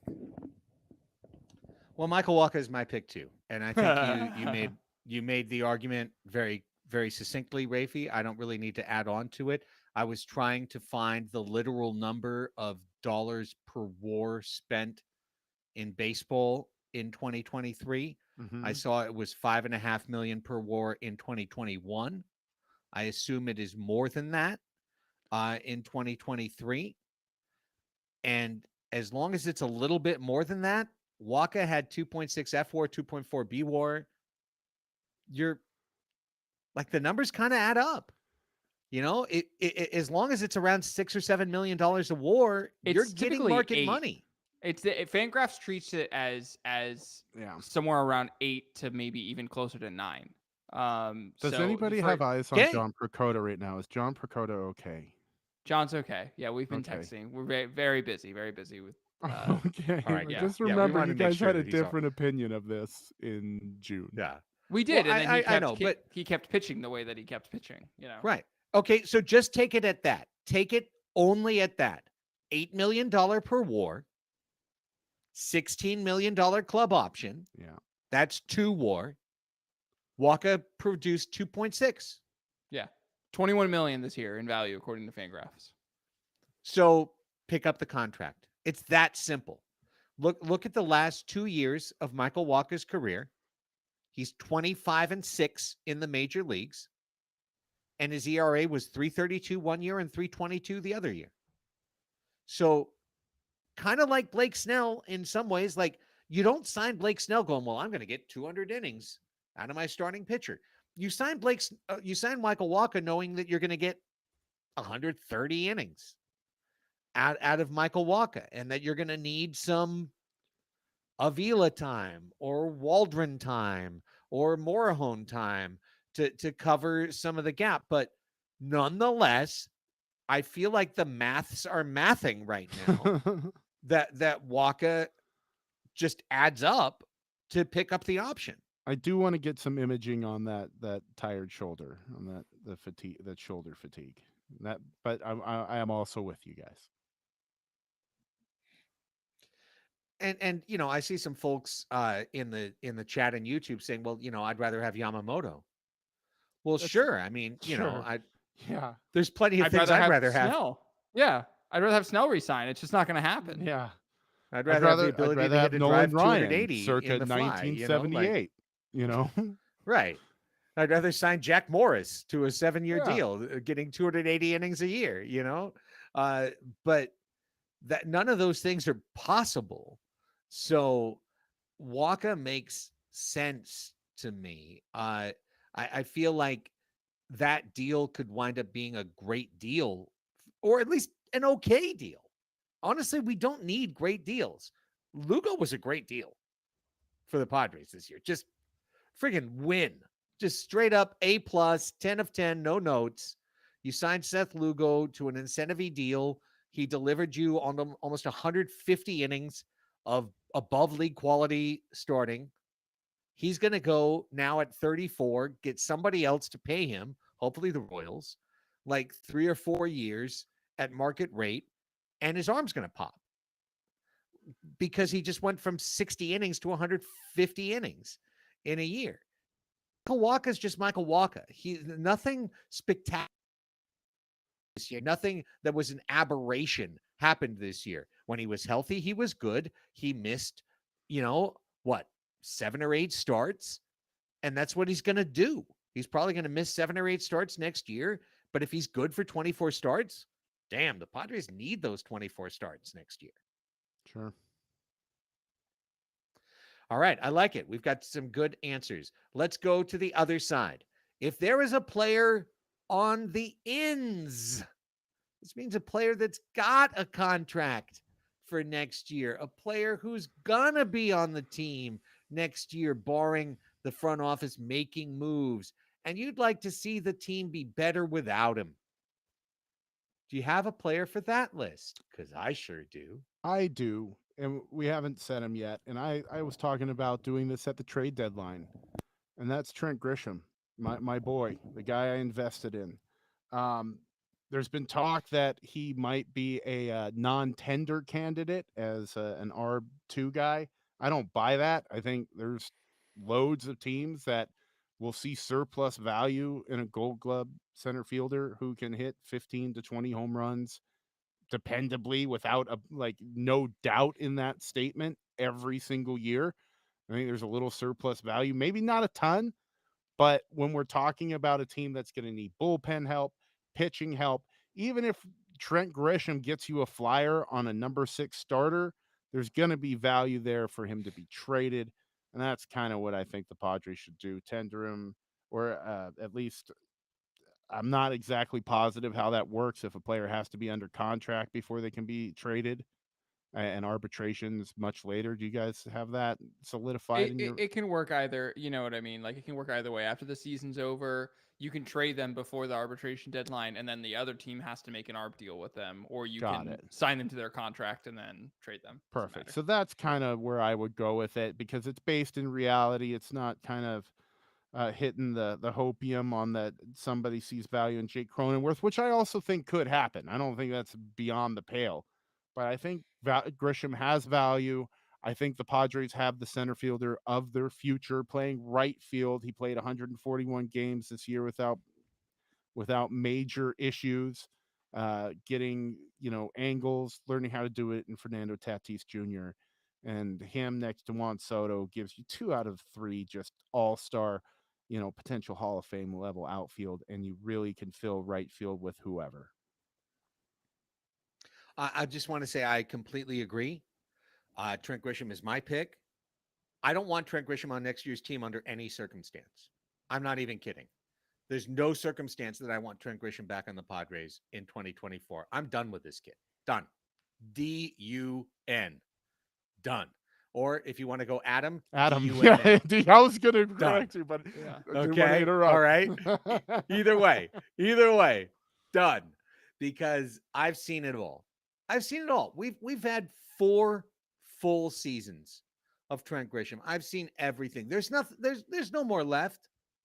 Like, sure, go to the Dodgers and let them figure your ass out. Fine. See if he's gonna bunt for you in a gigantic spot. Trent Grisham doesn't know how to play this game. He's a great defender, and he has had enough time in Major League Baseball to figure out how to be an offensive Major League player. And in fact, he's not. He is honestly, in my entire lifetime, one of the most clueless offensive players I've ever seen in Major League Baseball. A guy who goes to the plate without a plan every single at bat. Like, take, swing, take. Like, there's nothing there. He's a good defender. He's not good enough that you can just survive with a 194 hitter, 197 hitter in the outfield. Get his ass gone, because Chris said it, you can find a right fielder that's going to improve the team offensively, and Tatis in center, that works. So let's do that. Let's get rid of this guy. Would you like to make it unanimous, Raphie, or would you like to offer diversity? I'm going to offer diversity, and I'm going to steal your least valuable player pick. I'm going to pick Jake Cronenworth. I want to see him traded solely because he makes the team so much more complicated by being here. Now, it's not his fault. I just want to keep reiterating that we like Jake Cronenworth as a person. We like him as a player. He puts his heart and soul into the game, et cetera, et cetera, et cetera, et cetera. But now the jigsaw puzzle is constructed in such a way that there is not a place to put his piece, because not only do we have Kim and Bogarts, we also now, because of Cronenworth's injury, have seen Matthew Batten and Eggy Rosario come up and play completely serviceable infield, so that if one of those guys, Kim or Bogarts, were to go down, you can then fill those guys in. And by the way, we also have a top 10 prospect in baseball named Jackson Merrill, who's going to come in and play middle infield, hopefully, for the Padres. he'll probably be a September call up next year, and then 2025 break camp with the team. So I don't know. I don't get where we put this person, but I don't know where he fits. So he needs to go. That's my feeling.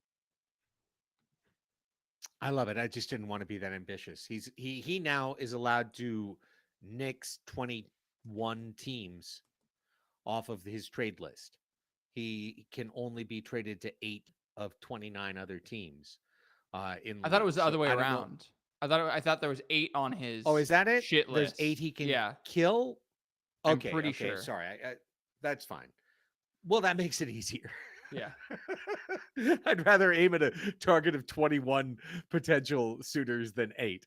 But either way, hey, I'm with you. I'd love to see them trade Jay Cronenworth, but I just don't want Grisham on this team next year under any circumstance.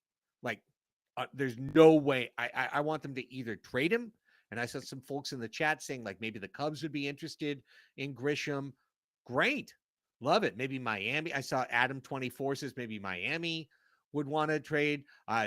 Eric says maybe Detroit would want to trade for Grisham. Well, if anyone wants to hope on Trent Grisham, awesome. We will literally send them Chris Reed's entire shipment of baseball cards as incentive. Those are for sale. Those cost money. I do want to point out that under the math of the war being worth $8 to $10 million, I didn't look at his F war because I'm a B war guy, but Trent Grisham had 2 B war. So even if it's half a win less an F war, that's $8 to $13 million. He's going to make far less than that in arbitration, probably around half of it. So that surplus value that a team I feel like is going to want to fix Trent Grisham. And we all know the second he's not a Padre, he's going to hit for 20 points higher on his batting average and probably have another walk-off or 2 that he pulls out every year, all the while giving all those strikeouts for the non-highlight reels. Yeah, I would never count on him in a big situation ever. Even if I see him go hit 260 for the Marlins, I would say in a playoff spot that he would come up empty. Trent Grisham. Okay. Let's wrap up the show with some looks forward. Okay. And I did this Rumsfeld style.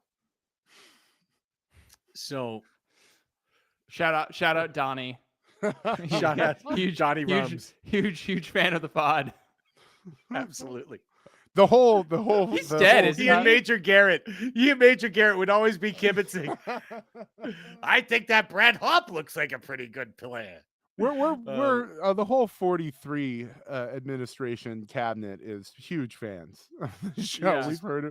We've heard it time and time again. Donald Rumsfeld is in fact dead, by the way. He died. Well, okay, listen to this. Thank God. He died on June 29th, 2021. What happened to the Padres after Don Rumsfeld died? Collapse. I'm just asking questions. Okay. Coincidence? I think not. Did we miss his sage wisdom? We have lost Chris behind the blanket. That was maybe the best take of the year. This is Dick Padres Cheney. Hot Tub. This is It Dick was Cheney Donnie chiming in Rums. to talk about my old friend Donnie Rummy. He loved the Padres. If there's one thing Don Rumsfeld loved more than neoconservatism and starting wars in the Middle East, it was Padres baseball. So in honor of Donnie Rumsey's just like Ronnie Woo Woo in Chicago, there's Donnie Rum Rum in San Diego. Let's talk about known knowns, known unknowns, and then potentially unknown unknowns. Here are what I have listed as the known knowns for the 2023 offseason. It is known, Khaleesi, that the Padres are going to need to trim payroll in 2024. It is known that the Eriks, Grupner, and Kuznetsov have sent a plan to MLB, which means MLB asked for it. How how are you guys going to get from being completely swamped in debt to manageably swamped in debt? And they're like, here's how we're going to do it. So there's a plan. There's a plan to cut payroll in 2024. There's a power dynamic that must get sorted. Preller, Melvin, Grupner. Who's in charge? Can we work together? Can we succeed together? Is this over? Who has to go if it's over? This must be sorted. It must be sorted very soon. The payroll situation must be sorted over time. And part of the payroll question is, what do you do with Juan Soto? Obviously, Juan Soto will make at least $30 million next year, possibly more, depending on who the arbitrator is and how it works out. He is 1 year away from free agency, and he'll never be more valuable as a trade asset than he is today, meaning July, you'll get less for him than you would in November or December. So would you agree that those are the three biggest known knowns facing the Padres in the offseason? Sure. Absolutely. Okay. I mean, obviously, we need to resort the pitching staff. We've Snell. just all gone over it, and those are the big ones. Like, those are the things Yeah. that are giving us anxiety. Right. Here's what I think are the known unknowns for 2024. Here's what we know we don't know. We know that we don't know the status of Melvin and Preller. Right? I mean, that seems like a weak reflection on the last thing we said, but right, there's a power dynamic that has to be sorted. What we don't know is, like, is it sortable? We've heard unsourced quotes saying it's unfixable. We've heard unsourced quotes saying beyond the point of no return. We've seen a quote from the chairman of the board saying support in my management and my leadership staff. So Melvin and Preller's status, that's a known unknown. What's going to happen? Hopefully sooner than later, we're going to know that. The single biggest known unknown for the 2023 winter, Peter Seidler's health. What's going on with Papa Pedro? Is he okay? Is he not okay? Has he ceded control of this club to a private equity quant? Has he ceded control of the club to Big Jowl Grupner, to the CEO, the guy that we thought was just business and promotion and luxury suites? Is he now our baseball leader? Is this soon to be corrected? Is Papa Pedro going to be all over this team in January? Or is this kind of it's not going to be the way it used to be? I had my shot and we're done. I'm not expecting either one of you guys to even speculate on this. I'm just laying it out. This is a known unknown. What is Peter Seidler's health? What is the impact of Peter Seidler's health on the San Diego Padres decision-making going forward? Never mind the budget. What about the decision-making? And the third one we've talked about, and you can go back a couple episodes for an in-depth discussion, but the television situation. Is there going to be a contract? Is there going to be a multi-pronged contract where the Padres announce that Spectrum and Cox and, whoever else, plus subscription, plus this, is that coming? Is it going to be a straight MLB.com single team subscription model next year with no Channel 4, no Cox, no Spectrum, no anything else? And what can they recoup from the television situation? And how much does the decrease from $20 million a year guaranteed to whatever they get impact the debt service situation, impact the payroll situation? We can't know what the Padres are going to make, what deal they're going to strike, if there's a deal to be struck, and when the deal is struck, what the net is going to be for the club. But the only thing we do know is it's going to impact things one way and another. It's just a matter of, as this resolves, if this resolves, or if it just stays the way it is with, hey, pay $20 a month next year and you can watch the Padres. I mean, I didn't hear any definitive reporting, guys, on numbers. The couple of rumors I heard were really bad in terms of what they netted for subscriptions for this year. Yeah, and Rafi and I both know about streaming and underreporting of numbers, Yep. and that is not a source of hope for Padres fans. Just how it goes. Yeah. The model is ad driven revenue is where the money is at. That's the most sustainable thing. So it remains to be seen if they can secure a linear contract. Is there anything else we know we don't know I have one. for the offseason? We Chris, don't go ahead. know. We don't know what Major League Baseball's economic reform committee is going to do in this specific regard.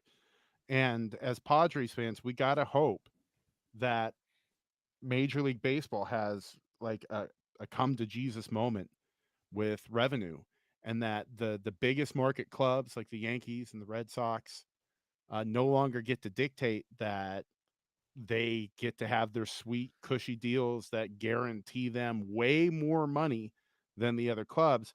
And we got to hope that there's this weird balance of the worst, cheapest owners in the sport kind of moving the game towards a more shared revenue model that the Padres can, have more sustainable uh, income coming from. But at the same time, that they don't penalize clubs that spend so much.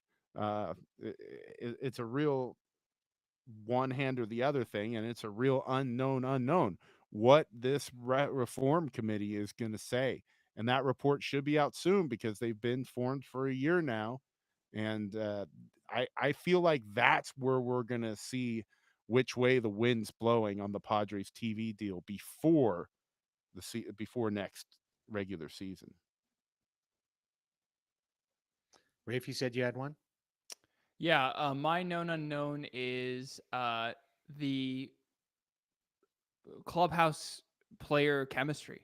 I think after the Machado piece that came out that was explicitly calling him out and questioning his leadership, and there were guys who went on background and said, yeah, like we can't stand up to Manny. We can't do this. Like we can't I think who are those guys? We know that there are guys in the clubhouse that spoke to Kevin Acee and, said these things. We don't know who. I would also say there was like a piece that ran in Acee's newsletter that was like talking to Xander about like a position switch potentially. Like that kind of was like floated and bandied about.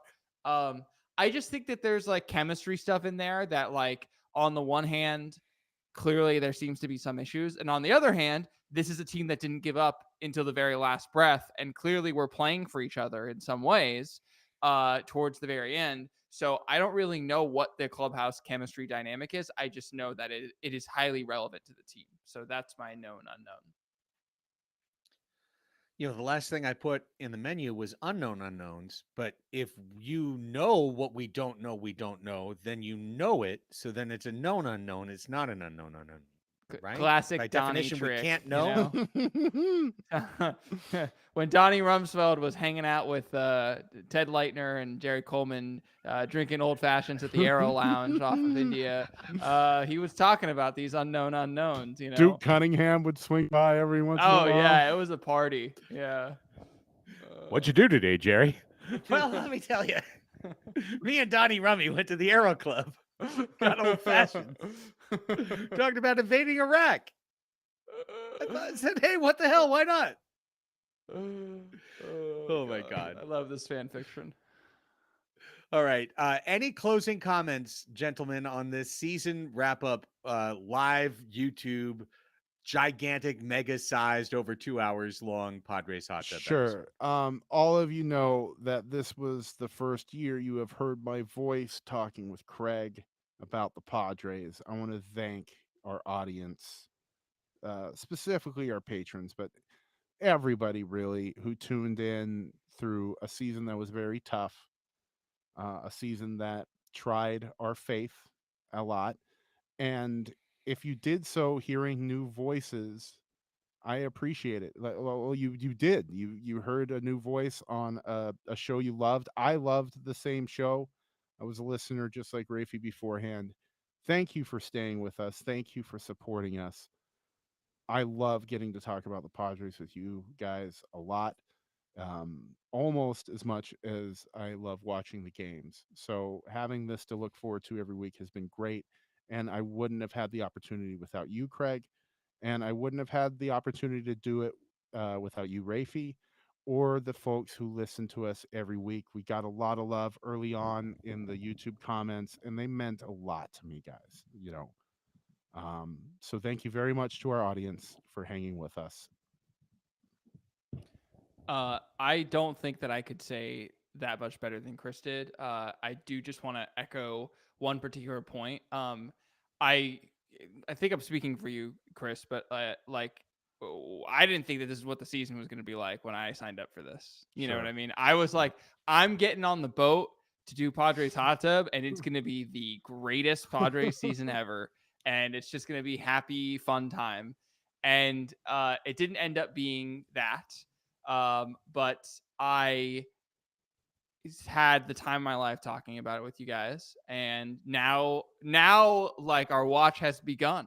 Now the long night is upon us, and we are we're standing at the brink of the wall, and uh obviously it remains to be seen what our schedule is going to be like, going into the off season. But speaking for myself, I'd love to dive more into doing some video content and keeping all this stuff. Certainly, we are not going anywhere, even though the Padres in 2023 are currently kicked back, stretching for the Cancun series. So we will see you guys very soon. And seriously, like, shout out to the patrons who have stuck by us. Like, Craig, you've talked about this openly, and it's not a secret. Like, when the team sucks, like, our patron numbers go down, and like it like affects us. And uh, you know, you guys really do like keep the show afloat and make this like a viable thing for us to spend the time that we spend doing it. So thank you, and I can't wait for 2024 and go Padres. You guys said it all. I couldn't be more appreciative of the patrons who stay with us all year long. And it's not to say that the folks who join us in March and drop out in September aren't also deeply appreciated, because I get it. Baseball is a season, you roll in, you roll out, but this community really doesn't stop. And there's a baseline level of it that just continues and rolls on, and I know that this show will continue and it will roll on. And we've got so much, and God only knows, we could be back with an emergency show tomorrow. We could be back with an emergency show Wednesday, Thursday. Who knows what's going to happen with the Padres? Something's going to happen, probably. and Known unknowns, Craig. right.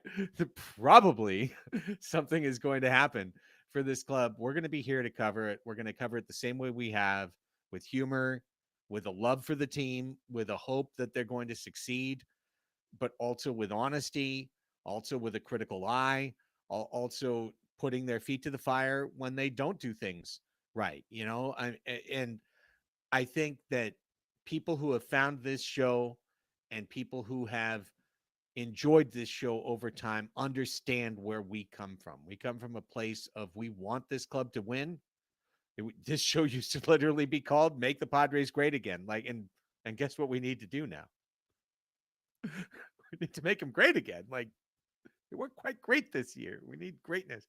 But like, the fact we choose to support this godforsaken team that's won zip since 1969, and we believe that there's a reason to do this, and it's because of our childhoods, it's because of our region, it's because of our choices or allegiances.